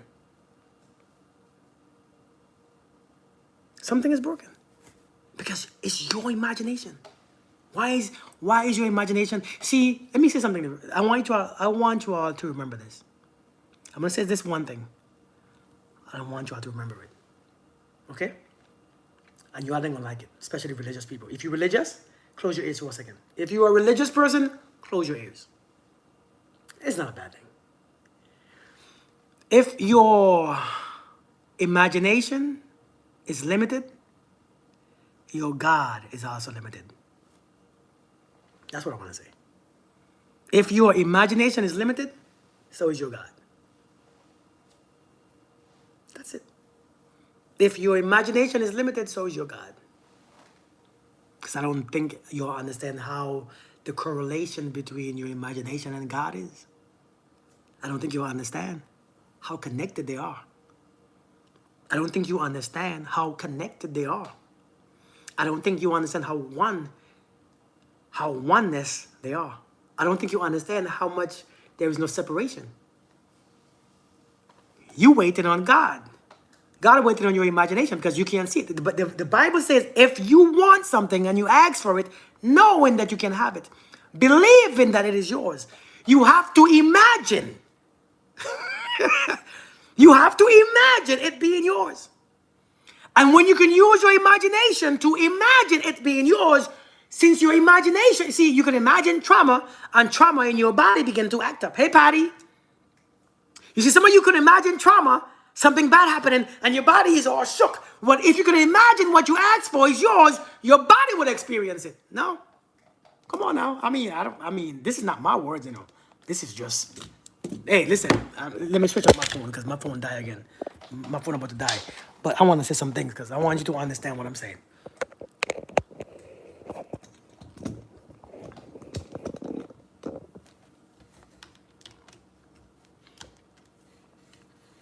Hey, Empress.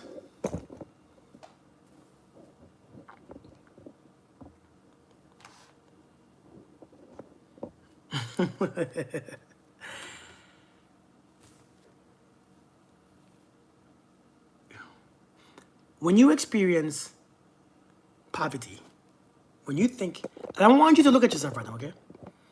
Thank you, Patty. Hey, Patty. Patty, I don't see you much at all in my life anymore. Where you been, girl? Let me explain to you something, okay? Should be have been the 100. Thank you, Erica. Let me say this right here. Let me tell you what happens in your body, because we don't realize that. Oh, you back? Well, good to have you, Patty. Good to have you. Therefore I say unto you, what things soever ye desire, when ye pray, believe that you receive them, and shall have them. Indeed. Indeed, Miranda. That is Mark chapter 11, verse 24. Let me show you how things show up in your body that you don't even realize. You see all the stuff right now that's in your body? When I met my friend this weekend, when she told me where part of her was being painful, right? Let me tell you how it works. Because it's all connected, right? Everything is connected. Nothing happens randomly, right?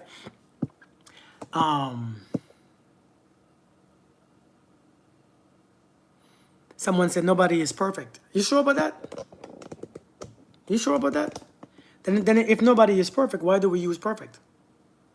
If nobody is perfect, then why do we have that word? Why does the word exist? I think they're lying to us. I think the way how your mind works perfectly. You think something and it exists. You think something, you feed your mind gives it back.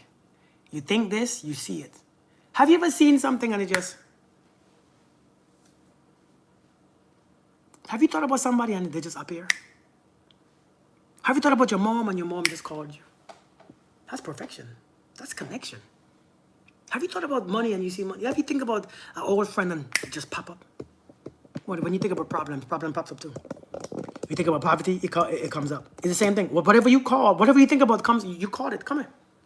And just because you don't know how to think about what you want, you begin to say, nobody is perfect. Just because you don't know how to use the tool, doesn't mean that the tool is broken. Just because you lack intelligence about how to use, you think it's broken. It's not broken. You just don't know how to use it. You see, many of us have all these tools in our house and we don't know how to use them. And so we think, well, these tools are pointless. No, they're not pointless. We just don't know how to use the tools. Just like our bodies, our thoughts, our minds, our feelings. We don't know how to use them because we think opposite than what we want. Let me tell you how these things show up in your body. When I met my friend this weekend, my friend said, hey, Kirk, my knee's been hurting me for a couple of weeks. I said, let me ask you a question. I said, which knee is it? She said, this knee. I said, let me ask you a question. Here's a question that I have. And she said, it's not just this knee. It went up my whole leg. I said, when did it start? She said, about a week and a half ago. I said, okay, on this day, did you get angry at someone and disappointed at their actions? She said, yes. I said, yeah, that's what caused it. Once you get angry at someone, what happens? And you find that resentment, what happens? Your blood flow begins to change. The flow of energy begins to change. Right? Your energy begins to move differently. It begins to restrict because the tension that you begin to hold begin to restrict the blood flow, the energy flow from flowing up. And so energy begins to flow up, But since it can't move because you hold on to these energies and these thoughts, it's stuck in your knees. I said, while I touch you on your knees, I want you to repeat these 3 words and keep saying it in your head. When I touch your knees, I want you to first relax your body. Allow your body to experience that you are perfectly safe. Okay? Allow your body to feel like it's perfectly safe. Go ahead. I said, go ahead. Take some deep breaths. As a matter of fact, I want to have a class. I want to have a class. I want to have a damn retreat. I think we need this retreat. I think, you know what? You know what? This is the first time I actually want to do a retreat because I want to touch you in ways and you touch yourself in ways and you touch the other person in ways and show yourself having that energy to move stuff. I want to have this. I said, first thing first, every time you breathe, I want you to relax. Start with your neck. My neck is relaxed. Relax your neck, just relax. Then you go to your shoulders, then your arms, then your chest, then your back, then your thighs, then your legs, then your arms, then your foot. Relax your complete body. Your body cannot feel safe or experience healing when it's tense. Because when your body is tense, it's thinking that it's running from danger. Your body cannot relax while it's running in danger. Your body cannot relax so healing can start when you are running for your life. Does that make sense? Your body cannot relax when you are tense, so healing can start. Because if you are tense, it means your mind is experiencing danger. There is some danger. So your body is tense, tense, danger. And so now you can't heal, and it's restricted blood flow. It restricts energy from flowing upwards. And so now you're just walking around, your back hurts, your knees hurt, you can't move. Why? Because it's seeing danger. You are in survival mode. I said, so relax your body. So when I say relax your body, she finally relaxed. I said, put your foot on me real quick. Put your leg on me. So I said, this part right here, right? I said, I'm going to touch your foot. And as I touch your leg, as I touch your foot, I want you to repeat in your mind, as your body is relaxed, I forgive you. Look at him in his eyes and say, I forgive you. I forgive you. Just keep saying it, I forgive you. So I start saying it first, I forgive you. Because if I start saying it first, I forgive you. Listen, if I start saying it first, I forgive you. I forgive you. I forgive you. Even though you're not saying it, I forgive you. I forgive you. It goes to your ears, I forgive you. I forgive you. It goes to your ears, I forgive you. I forgive you. It goes to your ears, I forgive you. And when you hear something for so long, I forgive you. It becomes a mantra, I forgive you. I forgive you. When you begin to hear I forgive you, you begin to relax, I forgive you. See my words, I forgive you. When I repeat I forgive you, your body begins to relax, I forgive you. Because now it's giving you permission to relax, I forgive you. I forgive you. So I keep saying it, I forgive you. I forgive you. Do you see it yet?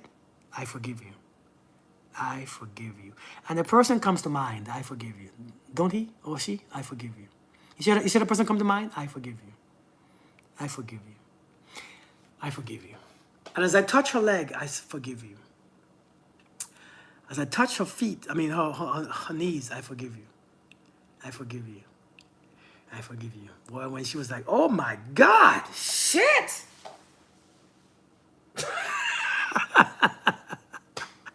She said, shit! Pain is gone. I said, yeah. It is. That's what you are. And so when we say we are not perfect, it's just we don't know how to use the body that we were given. We don't know how to use the thoughts properly. You see, the very thing that we were given to be on a higher awareness than the animals is the very thing that we are using to put us back in the animal kingdom. Our thoughts and our imagination we are using to act and feel weak and tired and drained and feeling all these things. The very thing that we was given to elevate us in this animal kingdom we are using against us now. We're going back down. I want you to understand. I want you to understand what I'm talking about. Thank you for the gifts. Thank you so much. The very thing that we have as tools, our thoughts and our imagination, is the very thing that whoops our ass. Listen, everything has two sides, the duality. If it can be used for good, it can be used for bad. Hey, Belizean, how you doing? If it can be used to bring peace, it can be used to bring wars. The same thing. A weapon can be used to bring peace or bring war. And so your brain or your mind or your thoughts, or it can be used to bring peace, but we don't use it for peace, do we? You know. So if you with a drug addict that makes you makes you a drug, and you don't do drugs, I don't think I understand what you mean.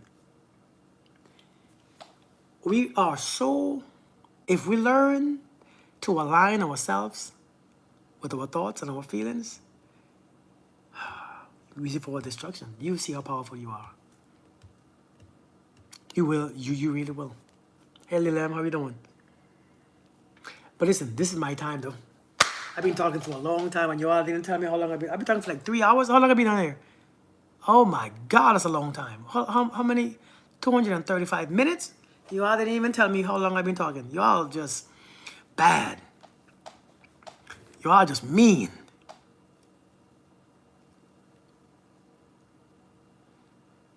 How about you just have a lot of patience and then at a point your patience wear? I mean, sometimes that happens.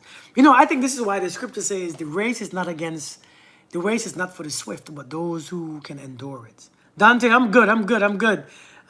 We can still listen. The race is not for the swift, but for those who can endure it. Because sometimes it's the person who come in last. You know, it's the person who started last is the one who has the most. You know, sometimes you've been on this journey for a long time and somebody come and start and they have more energy, they steam, but it's not the case. The race is not for the swift, it's for those who can endure it. Sometimes you being on this patience for so long, and then, you know, sometimes it gets tiring and somebody just started their journey and their patience begin to grow. And I mean, the race is not for the swift. It's for those who can endure it. You know, I realized that one day when I was running around the track. I was running already after 6 laps. And this person came and just started running past me. And I'm like, damn, you fast. But no, you're not fast. I was just running longer. You just started. Sometimes you look at people. Hey, listen, this is a lesson right here. Sometimes you look at people who look like they're going at a fast pace and doing more than you, but they just started. You've been doing it for so long. So don't give up. Don't give in. Don't judge them. Don't compare yourself. We're just on different laps. Let's say we're on different laps. Does that make sense? We're on different laps. I've been running. I'm on my 7th lap. You on your 2nd. You faster than me. Your stride is better than mine. You know what I mean? Like your stride is just outdoing me. Like you passing me too. You lapping me. So let me not judge myself. Right? Let me not be hard on myself. Let me let you pass me a couple times. I'm not even looking at you. Because I know for a fact the race is not about, I've been running for a long time. And so many times, especially when you've been on this journey for a long time, when people begin to change and come to their senses and come to their own reality, they begin to look like they're doing better than you, feel like it, but they're not. They're really not.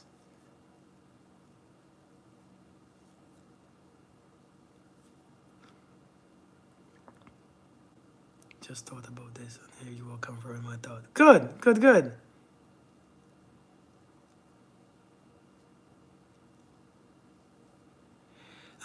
Can you just got finished saying you don't even comb your hair?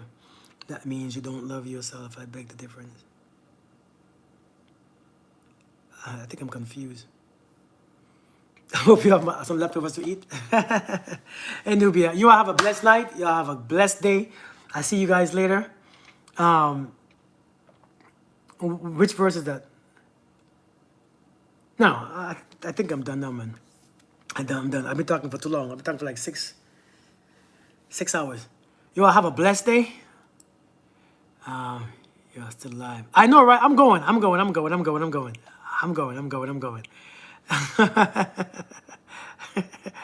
Yeah, I'll be blessed too, man. I am out. I am done. Peace and love, all right? I'm out of this place.